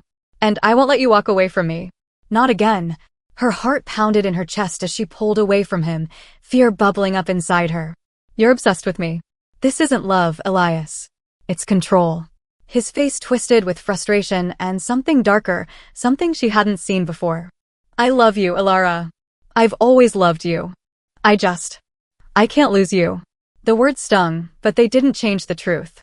She had been here before, had been the one left behind, had been the one pushed aside for something that wasn't her fault. She wasn't about to let it happen again. I'm not going to be controlled, she said, her voice stronger now. I don't need you to protect me, Elias. I don't need your dominance. I can stand on my own. For a moment, he stood there, eyes burning with a mix of anger and desperation, but then he stepped back, his shoulders slumping as if all the fight had drained out of him. His eyes softened, the tension in his body loosening just a little. I'm sorry, he muttered, but there was no warmth in his apology. I don't know what's happening to me, Elara. I can't seem to let you go. And then he turned, walking away without another word, leaving Elara standing in the square, her chest tight with fear and confusion. Later that night, as Elara lay awake in bed, her thoughts churned with the weight of everything that had happened. Elias' words echoed in her mind, but it wasn't just his confession that disturbed her, it was the way he had said them, the intensity of his gaze, the feeling that he wasn't letting her choose for herself. The bond, the pull between them, it was undeniable. But it wasn't love. Not anymore. It had turned toxic. And as much as she wanted to fight for what they could have been, she had to ask herself one thing. Did she want to reclaim this bond, or was it time to finally let go for good? Elara stood at the edge of the forest, staring into the quiet expanse of the village before her. The sounds of everyday life filled the air, but they seemed distant, as if the world around her had become muted. She had spent so much of her life waiting for approval, waiting for acceptance, and waiting for someone to define her worth. But no more. The events of the past few days had shown her something crucial. She wasn't the girl who needed saving. She wasn't the woman who would sit back and allow herself to be controlled. She was Elara, strong, independent, and more than capable of standing on her own. For so long, she had been caught between the desires of two men, the alpha, Elias, whose power and obsession had pulled at her heart, and Dorian, who offered her freedom from the suffocating traditions that had once held her captive. But now, with the strength she had discovered within herself, Elara understood something that had eluded her for so long. She didn't need either of them. Her feet carried her toward the village square, each step deliberate and filled with purpose. She wasn't going to let Elias or Dorian, or anyone, define her future. The pull of the bond with Elias still lingered, but it no longer controlled her. She had realized that she wasn't the one who needed to make the choice between them. It was time for them to see that she was the one who had the power. She was the one who had the strength to make her own decisions. As she walked through the square, she caught sight of both men. Elias was standing near the well, his usual brooding presence commanding attention. Dorian, on the other hand, was talking to a few villagers, his smile soft and inviting, but when his eyes landed on her, there was an unmistakable tension in his gaze. They both noticed her approach at the same time, and she could see their reactions. Elias' eyes flicked to her, his expression hardening with a mix of frustration and longing. Dorian's gaze softened, but there was a wariness in his eyes as well. For a moment, Elara hesitated, the weight of what she was about to do sinking in. But then she squared her shoulders, pushing the doubts aside. She had come too far to let fear control her now. She wasn't going to be anyone's obsession, and she wasn't going to be anyone's second choice. She stopped in front of them, standing tall. Her heart pounded, but her voice was steady as she spoke, making sure both men could hear her words. "I'm done with this," she said firmly, her eyes locking with Elias first. "I'm done with both of you trying to control me. I'm not some possession you can fight over." Elias opened his mouth to speak, but she held up a hand to silence him. She wasn't done. "Elias," she continued, her voice unwavering, "I understand now that I was never truly your mate in the way you wanted me to be. You wanted me to fit into your world, into your rules. But I'm not that person anymore. I'm not going to bend to your traditions, to your expectations. I am not yours. And I will never be anyone's obsession." Her words hung in the air, thick with the intensity of everything that had been left unsaid for far too long. Elias looked at her, his jaw clenched, his eyes burning with a mix of anger and regret. But Elara didn't flinch. She stood her ground, refusing to let him see her falter. "I know you care about me," she said, her voice softer but still strong. "But that's not enough. I need to be free. I need to stand on my own." She turned her gaze toward Dorian. His eyes were full of concern, but there was also a glimmer of something else, something that made her heart ache. He had always been there for her, had always treated her with respect and kindness. But now, standing before him, Elara knew that she had to do this on her own. "Dorian," she said, her voice steady but laced with a quiet sadness, "I care about you. I really do. But I can't be with you because you're the easier choice. I can't be with anyone because they offer me a life without the pain of the Pack's laws. I need to be with myself. I need to understand who I am without either of you pulling at me." Dorian's face softened, but there was an understanding in his eyes. He knew what she was saying. He had always known that Elara needed to find her own path. "Elara," he said softly, his voice full of warmth, "you don't have to explain it to me. I've always known that you needed to figure this out on your own. I'm here for you whenever you're ready." She nodded, her heart heavy with the weight of her words, but she was certain that this was what needed to happen. She had made her decision. She was no longer going to be swayed by either man. She was her own person, and she was going to live her life on her terms. She looked at Elias one last time, her eyes soft but firm. "You have to let me go, Elias. You have to let me make my own choices. If you really care about me, you'll stop trying to control me." For a moment, there was silence between them. Elias stood there, his fists clenched at his sides, the muscles in his jaw working as he struggled to contain his emotions. But Elara didn't flinch. She wasn't afraid anymore.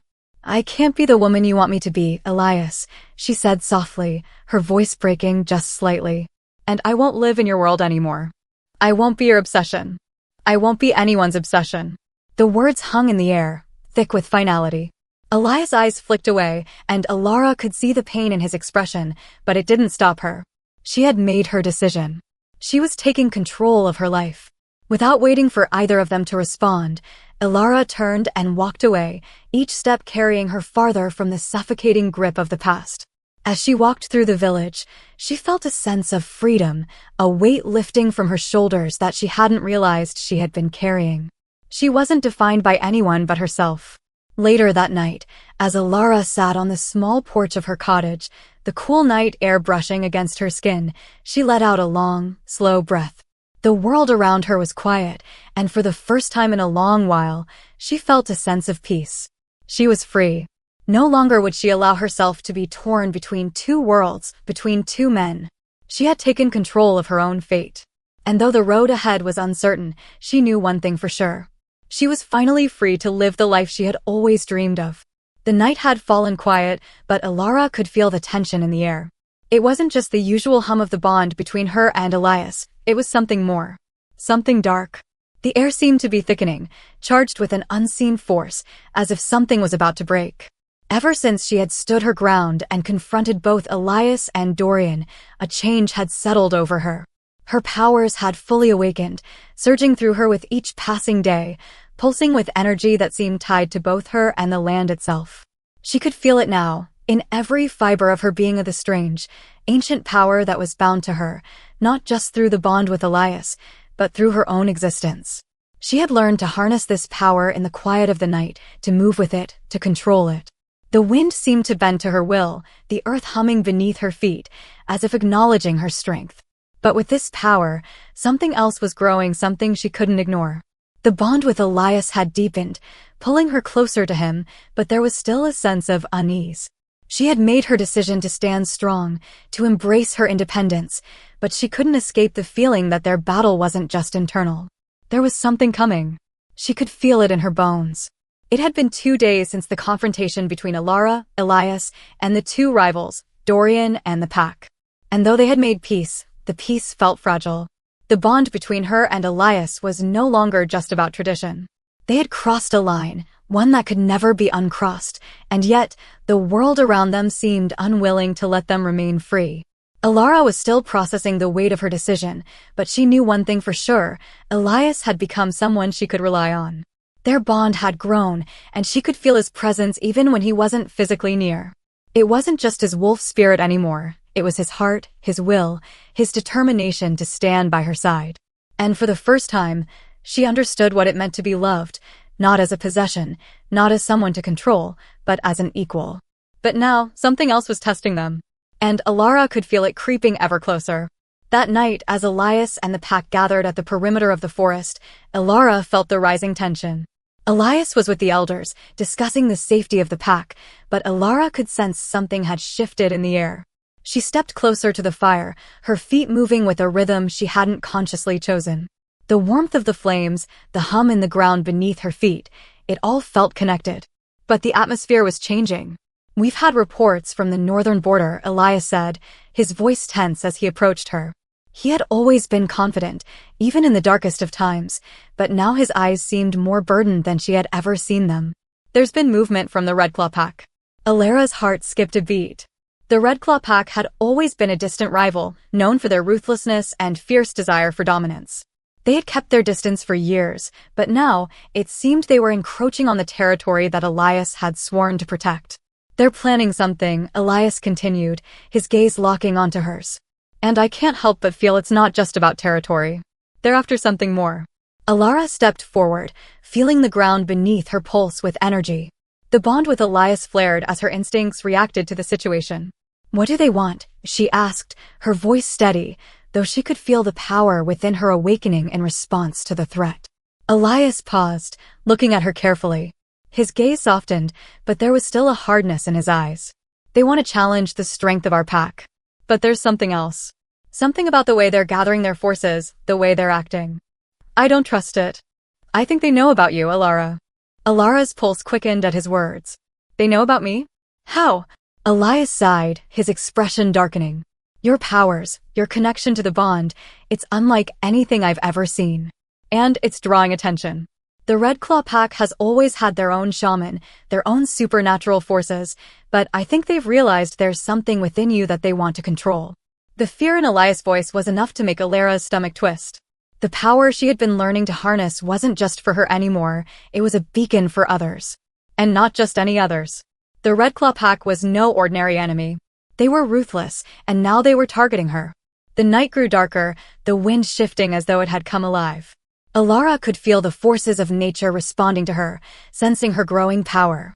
The earth beneath her seemed to hum with urgency. She was no longer just the mate of an alpha. She was more than that, more than a woman with a bond she couldn't escape. She was a force in her own right. "We need to prepare," Elara said, her voice commanding, filled with certainty. "If they know about me, we can't wait for them to come to us. We need to fight for our future." Elias looked at her, surprise flickering in his eyes. He had always seen her as the wolfless girl, the one who needed protection. But now, he saw the woman she had become, strong, unyielding, and capable of standing by his side, not beneath him. "You're right," he said, his voice full of respect. "But we can't do this alone. We need to rally the pack, prepare for anything." Elara nodded. "I'll help. I've spent too long hiding behind the shadows of my bond.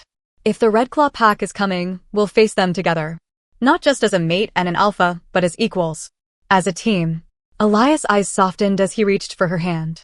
You're more than I ever imagined, Elara. More than just my mate. I've always known that, but now I see it clearly. We will face them together. The next few days were spent preparing the pack for the oncoming threat. Elara trained with the warriors, her newfound abilities guiding her every move. She could sense the earth beneath her feet, the energy rising within her as if the land itself was joining the fight. She had become more than just a healer, more than just the Alpha's mate. She was a powerful force in her own right. The Red Claw pack finally arrived at the edge of the pack's territory, their numbers vast and intimidating. But Elias and Elara stood side by side, facing them with the strength of their bond, with the power of their love and mutual respect. The Red Claw Alpha, a towering figure with dark eyes that gleamed with malice, stepped forward, his gaze locking onto Elara. You think you can defy us? He sneered. The wolfless girl has become something more? You're nothing but a tool to be used. Elara stepped forward, her stance strong, her gaze unwavering. I am no tool, she said, her voice carrying over the distance between them. I am not your possession. I am Elara, and I will not let you take what is mine. The ground beneath her feet hummed with power, and the wind began to swirl around them, as if answering her call. Elias stood beside her, his presence unwavering. The bond between them flared with energy, and together, they stood ready to protect their pack, their home, and their future. The Red Claw Alpha sneered, but Elara could see the hesitation in his eyes. He had underestimated her, and now he would see the truth. She wasn't just the Alpha's mate. She was a force to be reckoned with. The wind howled through the trees, a sign of the storm that was about to break, not just in the sky, but within the very heart of the pack. Elias stood at the center of the clearing, his shoulders squared, his fists clenched as he faced the pack elders. The air was thick with tension. The pack's laws had always been clear, tradition was sacred, and an Alpha's decisions were absolute. But today, Elias was about to challenge everything they had built, everything they had stood for. Elara stood beside him, her gaze unwavering as she met the eyes of the elders. She wasn't just his mate anymore. She was his equal, the strength beside him, the woman who had proven time and again that she was more than the pack could have ever expected. The bond between them was undeniable, a force that nothing, not even the traditions that had bound Elias for so long, could break. Elias, one of the elders, a tall man with silver hair and piercing eyes, began, his voice steady but filled with underlying authority. You know the laws. You know that a mate must be chosen based on strength, on lineage, on the good of the pack. Elara, she is wolfless. She is not suited to be the Alpha's mate. You must understand that. The words stung, but they were nothing new. Elias had heard them 100 times before. He had lived by them, had made his decisions with them in mind, and had rejected Elara for them. But now, standing beside her, feeling the strength of their bond and the power within her, Elias knew that the laws of the pack meant nothing anymore. His heart, his soul, everything within him told him that Elara was meant to be by his side, not because of tradition, but because they were equals in every sense of the word. I've heard your words, Elias said, his voice cold, his gaze sharp. But they mean nothing to me now. The elders stiffened, exchanging wary glances. Elias, you cannot simply discard tradition, another elder said, his voice a low rumble. The pack will fall apart if you do. Then let it fall, Elias replied, his voice low but filled with conviction. I've spent my whole life following the rules, following the pack's traditions. But I've learned something. It's not the pack's laws that define me, it's the bond one share with Elara. It's the love, the respect, the strength that we've built together. That is what will guide us. Not these rules. Elara's heart swelled as she heard the words, but there was still a part of her that feared the consequences. The pack had never been this divided, and breaking tradition was a dangerous thing to do. But she had already made her choice. She was ready to face whatever came next, side by side with Elias. I will not apologize for choosing love, Elias continued, his gaze never leaving the elders. I will not apologize for choosing Elara as my equal. She is not beneath me, and she will never be. The bond we share is real, and it will not be broken by the outdated rules of this pack. There was a long, heavy silence in the clearing. The elders exchanged grim looks, but it was the youngest among them, one who had always questioned the pack's rigid traditions, who spoke first. Elias, he said, Stepping forward, his voice filled with quiet defiance. I've always believed that the Alpha should lead with wisdom, with strength, and with a heart that knows what's right. If you believe that Elara is your equal, if you believe that she is the one you should stand beside, then who are we to tell you otherwise? Elias looked at him, surprised. This was not the response he had expected. The tension in the air shifted, and a few of the pack members who had gathered behind the elders seemed to nod in agreement. You would turn against tradition? One of the older, more rigid elders asked, his voice tinged with disbelief. You would defy the very foundation this pack was built on? I will, Elias replied firmly. And if the pack cannot accept that, then we will rebuild. With or without you. The words hung heavy in the air, a declaration of war against the traditions that had ruled their lives for so long. Elias wasn't just challenging the elders. He was challenging everything the pack had ever stood for. He was about to break away from the old ways for good. Elias, Elara's voice broke through the heavy silence, her eyes filled with a mixture of pride and concern. She stepped closer to him, standing tall beside him. We don't need to fight them. We don't need to break everything just to prove we belong together. No, Elara, Elias said, his voice soft but determined. This isn't about us. It's about the future. It's about the pack we can build together, one that's not bound by fear or tradition, but by respect, by love, by what's right. The pack members around them shifted uneasily, some of the younger wolves seeming to hesitate, while others exchanged looks of uncertainty. But there was no going back now. Elias had made his decision. The youngest elder, the one who had spoken up earlier, stepped forward. If you want to build a new pack, Elias, one that's built on love and respect, then we will follow you. We will stand by you. At those words, several other pack members nodded, and Elias could see that there were those in the pack who were ready for change. They were ready to follow him, ready to stand by him and Elara as they broke free from the old ways. But there were others who weren't so willing to let go. You cannot just erase centuries of tradition, one of the older elders spat, his voice sharp with anger. This pack will not survive without the strength of our traditions. You will destroy us all. A murmur ran through the pack, and a few of the wolves turned away, clearly unwilling to support Elias in this rebellion. Their eyes were filled with fear of what breaking the rules would mean for their future.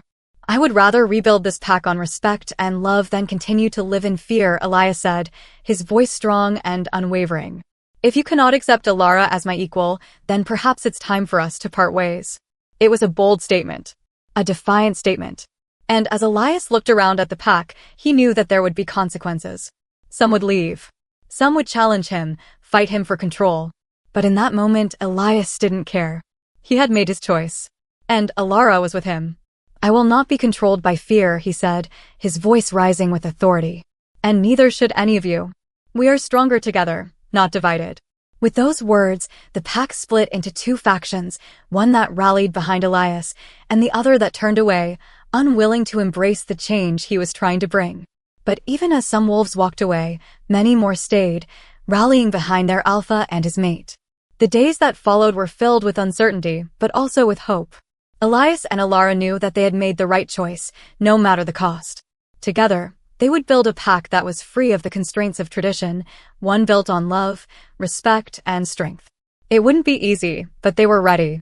And the first steps toward their future had already begun. The night was thick with tension, the shadows of the forest looming like silent sentinels as the pack prepared for what they knew was coming.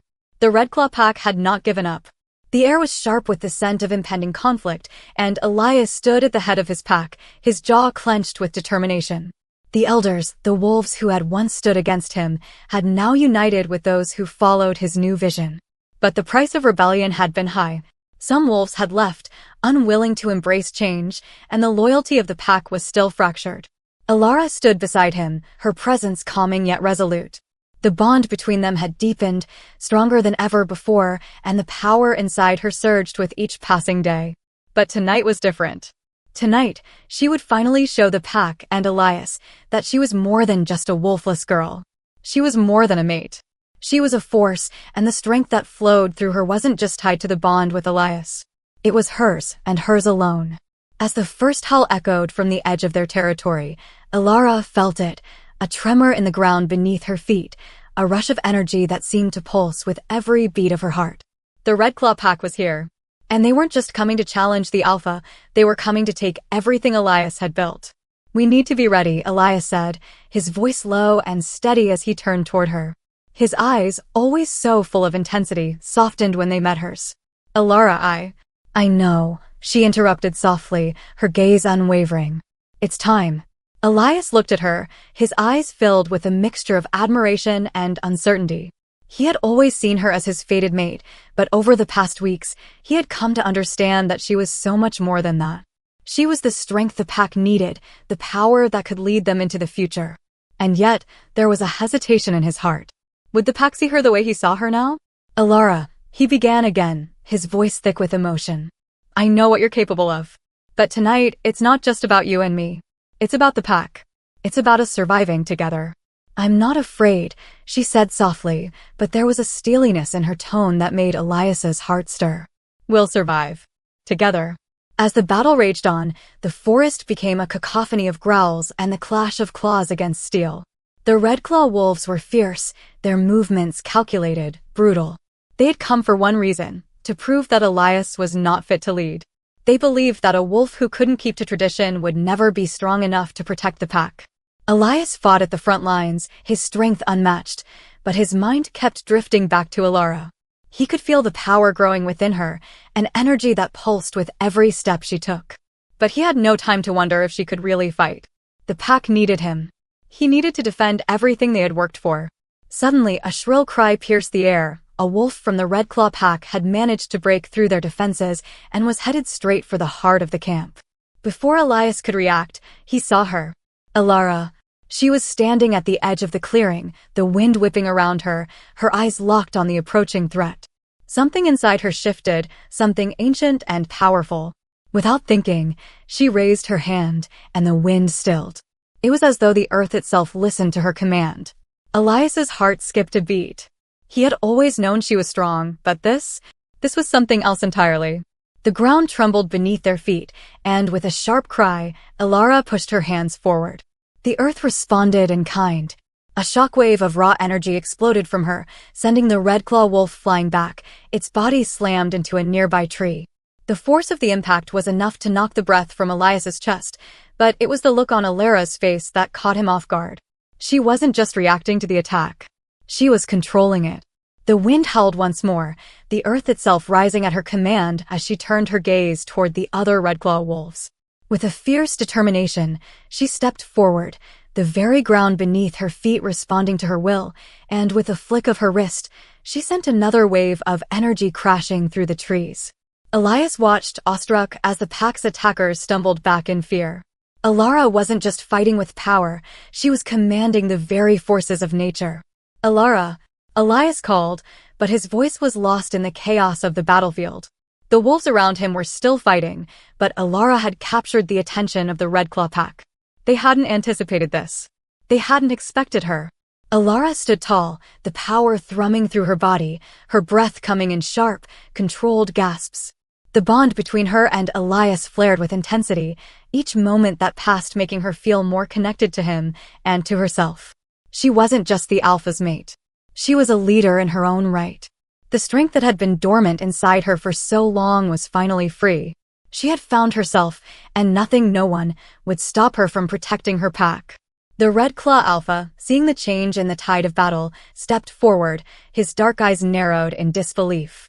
"What is this?" he sneered, his voice dripping with contempt. "You think you can control nature? You think you can command the earth, the wind?" Elara raised her head, her eyes cold and defiant. "I don't need to command the earth. I don't need to command the wind. I just need to be me." The Red Claw Alpha growled, his eyes flashing with fury. "You're just a wolfless girl. You'll never belong here. You'll never be one of us." Elara's heart skipped a beat, but she stood her ground. "I don't need to belong to your pack. I belong to myself. And I will protect those who are worth protecting." With a final roar, Elara sent the full force of her power surging forward, an explosion of energy that scattered the Red Claw wolves like leaves in the wind. The battlefield fell silent as the last of the attacking wolves scrambled to retreat, nursing their wounds and knowing that they had been bested, not by strength alone, but by something deeper, something far more powerful. As the last of the Red Claw wolves fled into the forest, Elias rushed toward Elara, his heart racing. He had seen the raw power she commanded, but now, in the wake of the battle, he saw her for what she truly was, not just his mate, but his equal. His partner. "Elara," he said, his voice breaking with awe and pride. "You did this. You're the strength this pack needs." Elara turned to him, her breath steady, her eyes glowing with the remnants of the power she had just unleashed. "No, Elias," she said softly, stepping closer to him. "We did this. Together." Elias stepped forward, pulling her into his arms, feeling the bond between them pulsing stronger than ever. This was no longer about tradition. This was about them, about their future, their pack, their love. "You're more than I ever imagined, Elara," Elias whispered, his lips brushing against her forehead. "You are my true partner. Not just in this fight, but in everything." Elara smiled, the weight of the world lifting off her shoulders as she leaned into him. For the first time, she truly felt like she belonged, not as an outsider, not as a wolfless girl, but as the equal of the man who stood by her side. Together, they were unstoppable. The days that followed the battle with the Red Claw pack were filled with a mixture of relief and reflection. The threat that had loomed over them had been vanquished, but the true battle, one of change, of rebuilding their pack and their lives, was only just beginning. Elias and Elara stood at the crossroads, not just as alpha and mate, but as partners, equal in strength and in heart. Elara had never felt more alive, more herself than she did now. She had stepped into her power, not just as the alpha's mate, but as someone who had finally claimed her own worth. The earth had answered her, the wind had bent to her will, and the bond between her and Elias had deepened into something unbreakable. Together, they were a force, but they still had to find a way forward. And to do that, they had to heal the wounds of the past. Elias hadn't been the man he was now when they first met. His fear of losing control, of being seen as weak, had driven him to reject her, his fated mate. He had let the traditions of the pack cloud his judgment, and for that, he had hurt her. But now, in the quiet aftermath of the battle, Elias knew one thing for sure: he was no longer bound by those traditions. He was bound to Elara, not just because of the bond they shared, but because of the love that had always existed between them. It was time to make things right. It was a cool evening when Elias found her by the lake, the soft glow of the setting sun casting a warm hue across the water. Elara stood at the edge, her back to him, gazing out over the peaceful landscape. There was a strength in her posture, in the way she held herself, that Elias had never fully understood until now. She was no longer the girl he had rejected. She was the woman who had fought for her place beside him, who had claimed her power, and who had proven that she was more than just a mate. She was his equal. He stood at a distance for a moment, watching her, feeling the weight of everything that had passed between them. The silence stretched, and he knew it was time to face the truth. "Elara," Elias said, his voice soft but filled with the weight of the moment. She turned to face him, her eyes meeting his with that familiar intensity. But there was something different now, something softer, something that hadn't been there before. "Elara, Elias stopped, taking a breath as he stepped closer, his heart heavy with the words he knew he needed to say. "I'm sorry." She didn't say anything at first. Her gaze softened, and she stepped toward him, the distance between them closing with each step. But there was no rush. There was no anger, no bitterness. Only the quiet understanding that had always existed between them. "I rejected you," Elias continued, his voice low. "I turned my back on you when I should have been with you. I let fear guide my decisions, and in doing so, I hurt you. I hurt us. And I'm sorry for that, Elara." "I'm so sorry." Elara's heart ached at the sincerity in his voice. She had known this moment was coming, had known that one day, Elias would come to realize the depth of what he had done. But hearing him speak the words, truly speak them, was more than she had ever expected. It was everything. "You don't need to apologize, Elias," she said, her voice soft but steady. She reached out, her fingers brushing against his. "I don't need you to say you're sorry for rejecting me. What I need is for you to understand why you did it." Elias nodded, his gaze locking with hers. "I know why now. I was afraid. I was afraid of what would happen if I let go of the pack's traditions, of what I'd lose if I embraced what was right in front of me. I thought I had to choose between the pack and you." "You never had to choose," Elara said, her voice gentle but firm. "You were always meant to have both. You just had to learn to see me for who I am, not just as your mate, but as your equal." Elias took her hand, his grip warm and steady, grounding her in this moment. He leaned forward, his forehead resting against hers, his voice breaking with raw emotion. I see you now. I see you for the incredible woman you are. You've always been more than just the alpha's mate. You've always been the strength I needed. And I will never make that mistake again. Elara closed her eyes, letting the warmth of his words sink into her soul. It had been a long road, one filled with pain and uncertainty, but now, standing here, in the quiet of the evening, she knew they were ready. Ready to build something new, not just for themselves, but for the pack, for their future. We're both different now, Elara said softly, her voice thick with emotion. But that's okay. We don't need to be who we were before. We just need to be who we are now. Together. Elias lifted his head, his eyes searching hers. Together. The days that followed were filled with the work of rebuilding not just their pack, but their relationship. Elias and Elara spent time together, talking, learning, growing, and healing. The pack, though still divided in some ways, began to see the changes that were taking place. There was a new energy in the air, a sense of hope that hadn't been there before. Elias and Elara were leading them, but they weren't doing it alone. They were doing it together. One evening, after a long day of planning and preparing, Elara found herself sitting by the fire, the warm light casting flickering shadows across the clearing. Elias sat beside her, his presence a quiet comfort as they watched the flames dance. We've come a long way, Elara said softly, her eyes fixed on the fire. And yet, I feel like we're only just beginning. Elias smiled, his hand finding hers. We are. This is just the start of what we can build. Not just for us, but for the pack. For the future. He turned toward her, his gaze filled with warmth, with love. And I want you to know, Elara, that no matter what happens, no matter what challenges come our way, you're my partner. You are not just my mate. You are everything. And together, we will create a pack built on love, respect, and equality. Elara's heart swelled at his words, and for the first time in a long while, she felt at peace. She wasn't just the alpha's mate anymore. She was Elias' equal, his partner, and together, they would face whatever the future held.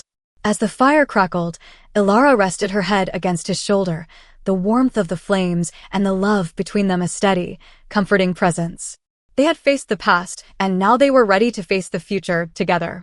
The first few weeks after their reconciliation were transformative. Elias and Elara had come to understand the depth of their bond, one that was rooted not just in tradition, but in love, respect, and shared purpose. They had spent their time together, not just as mates, but as leaders. Their love was the foundation upon which they would build a new future for the pack, a future that would honor the past while forging a new path forward. Elias had always been the alpha, but now, he stood beside Elara, not above her. She was no longer just the mate he had rejected. She was his partner in every sense of the word. And the pack was changing, too. It wasn't easy. There were some who resisted the shift, who couldn't accept the idea of an alpha and his mate ruling as equals. But there were more who embraced the change, who saw the strength in both Elias and Elara and understood that the future they were building was one worth fighting for. Together, they began to reshape the pack's traditions, integrating new ideas while still respecting the old ways that had kept their people strong for generations. It wasn't about discarding everything. It was about finding a balance, one that would allow them to grow, to evolve, without losing the essence of what had made them who they were. Elara stood at the edge of the pack's central meeting area, watching as the members of the pack gathered. The firelight flickered in the distance, casting long shadows on the ground. Elias stood beside her, his hand resting gently on her shoulder. Together, they had called this meeting, a gathering of the pack to discuss the new changes they intended to implement. The old ways have served us well, Elias began, his voice carrying across the gathered wolves, but times are changing. And if we are to survive, we must adapt. The pack's strength lies not just in tradition, but in unity. In embracing what each of us brings to the table, no matter our strength or our weaknesses. There was a murmur of agreement from the crowd, but a few wolves, mostly older members of the pack, exchanged wary glances. They had always followed the old rules. They had always respected the hierarchy, the dominance of the alpha, and the unquestioned role of the mate. The idea of a female alpha, of Elara standing beside Elias as his equal, was a radical shift. Elara stepped forward, her voice calm but strong, carrying the weight of everything she had learned in the months since she had first come to the pack. We are more than just wolves. We are a family.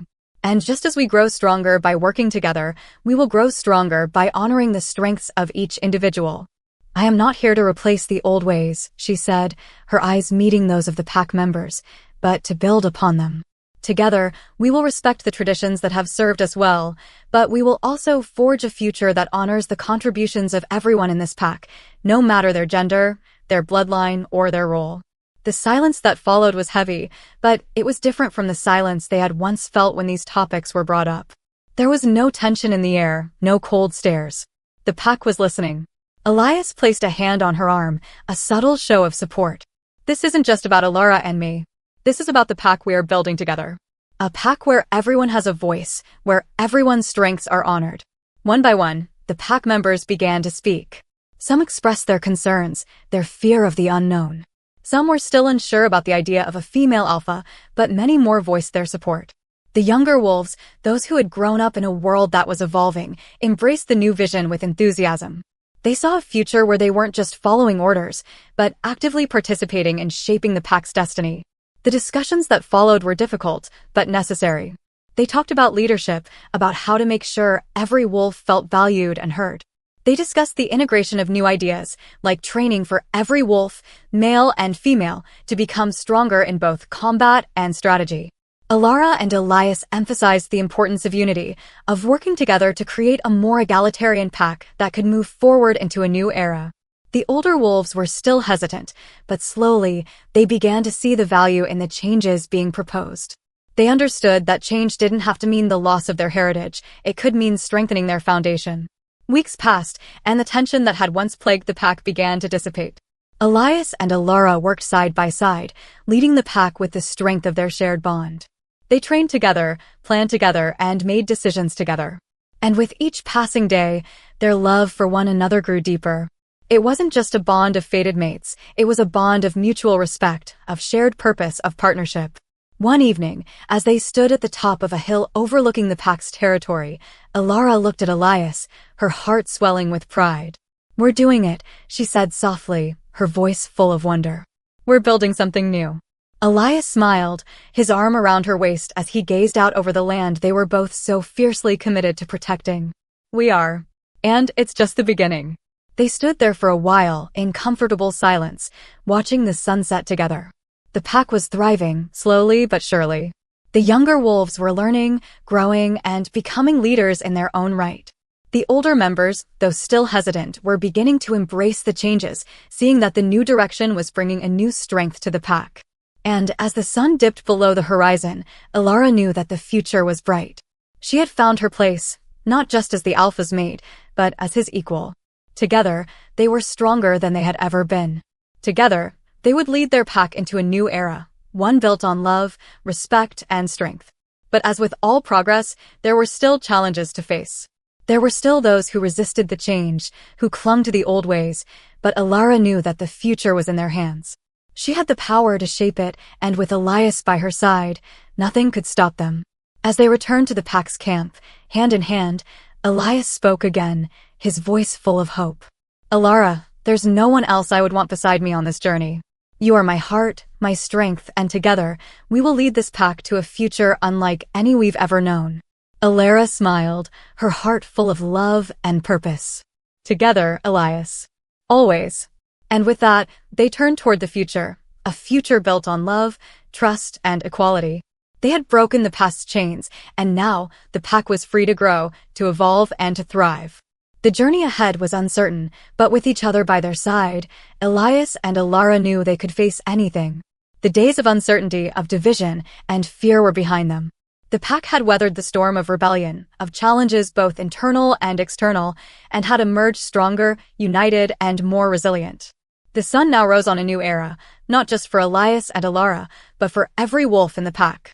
They had reshaped their future, hand in hand, and together they had proven that love and power could coexist, could even thrive in harmony. The transformation that had begun in the heart of their pack had spread like wildfire. The wolves who had once resisted the changes now saw them for what they truly were, a path forward, a way to grow stronger and more unified. They had embraced Elara, not just as the alpha's mate, but as a true leader in her own right. The strength that had once been feared was now respected, and the pack had come to understand that Elara's power wasn't something to be controlled, it was something to be celebrated. Elias and Elara stood side by side on the hill overlooking their lands, the wind tousling their hair and carrying the scent of the forest. Their eyes met, and in that moment, they knew that everything they had fought for, their love, their future, and the future of the pack, was just the beginning. "Look at them," Elara said softly, her gaze sweeping over the camp below. The wolves were training, working together, their movements fluid and confident, a testament to the unity they had forged. "They're stronger now. We've built something real." Elias smiled, his hand resting gently on her back, his touch a grounding force that reminded her of the bond they had created, not just through their fated connection, but through everything they had endured together. "We've built it together. And we'll continue to build it." Elara's heart swelled at the thought. It was a simple truth, but one that had taken so much to realize. She wasn't just the alpha's mate anymore. She was the equal to him, the one who had stood by his side, fought beside him, and ultimately helped him lead their pack into a brighter future. Their bond had deepened, no longer just about tradition or the pack's rules, but about love and respect. It wasn't just Elias who had grown, it was she who had found her true power, and now, with the pack behind them, she could see that power for what it truly was, a gift. A gift that would help guide them forward, not with fear or dominance, but with love, balance, and strength. The power that had once felt like a weight she couldn't control was now a part of her, woven into the very fabric of her being. The earth responded to her call, the wind whispered in her ear, and the pack felt the change in the air. It was no longer something that made her different. It was something that made her whole. As they watched their pack, Elias turned to Elara, his expression filled with a mixture of pride and tenderness. "You were always more than I thought you were, Elara. More than I ever imagined. I was foolish to ever doubt you." Elara smiled softly, her fingers brushing against his. "And I was foolish to believe that I couldn't be enough. But we've both learned. We've both grown. And now, together, we can lead this pack into a future they can be proud of." Their fingers intertwined, a symbol of their unity, and in that moment, the weight of everything they had been through felt lighter. There was no more uncertainty, no more fear of being controlled or of losing each other. They had found their balance, their place in the world, and with it, the strength to lead. The days that followed were filled with the work of consolidation, of turning the promise of a new future into something tangible. Elias and Elara spent countless hours together, discussing, planning, and leading. They ensured that the pack wasn't just united by force, but by mutual respect. They implemented new strategies for training, for fostering communication between wolves of all ages, and for integrating those who had once resisted change into the new way of life. The changes weren't easy. Some wolves, especially those who had been part of the old guard, struggled to accept the idea of a female alpha and a leadership based on equality. But Elias and Elara proved, time and again, that love and power could coexist. They led by example, showing their pack that leadership wasn't about domination, it was about partnership. It was about seeing the value in everyone, regardless of gender or bloodline, and ensuring that every wolf felt heard, valued, and respected. And slowly, but surely, the pack adapted. The younger wolves, especially, flourished under the new leadership. They grew stronger, more confident, and more willing to stand up for one another. And with every passing day, the unity of the pack grew. One evening, as the pack gathered around the fire, Elias and Elara stood together, ready to address their people. The air was warm with the scent of the fire, the crackling would casting flickering shadows across the faces of the pack members. The wolves were settling down after a long day of work and training, and now it was time for them to hear the words that would guide them into the future. Elias stepped forward first, his presence commanding, but filled with warmth. The pack fell silent, their eyes on him, waiting for the words that would guide them.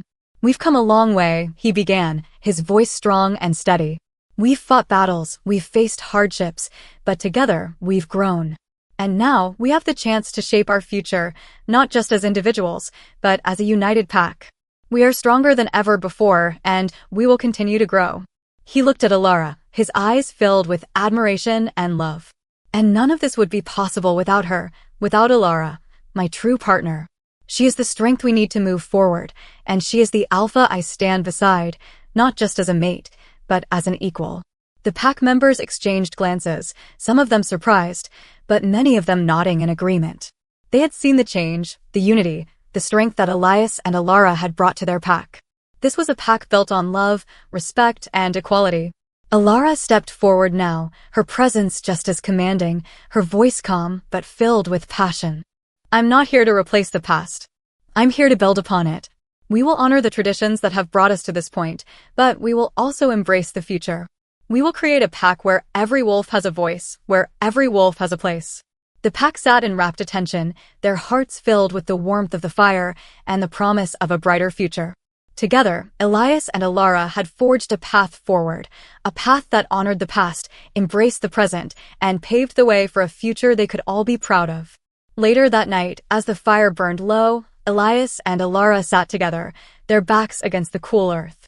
The stars above them glittered like diamonds in the sky, a reminder of how far they had come and how far they could go. Look at them, Elara whispered, her hand resting in Elias's. They're ready. They're ready to face the future with us. Elias nodded, his gaze turned toward the stars. Together, we can do anything. He turned to her then, his eyes filled with love. You are my everything, Elara. Not just my mate, but my equal. My partner.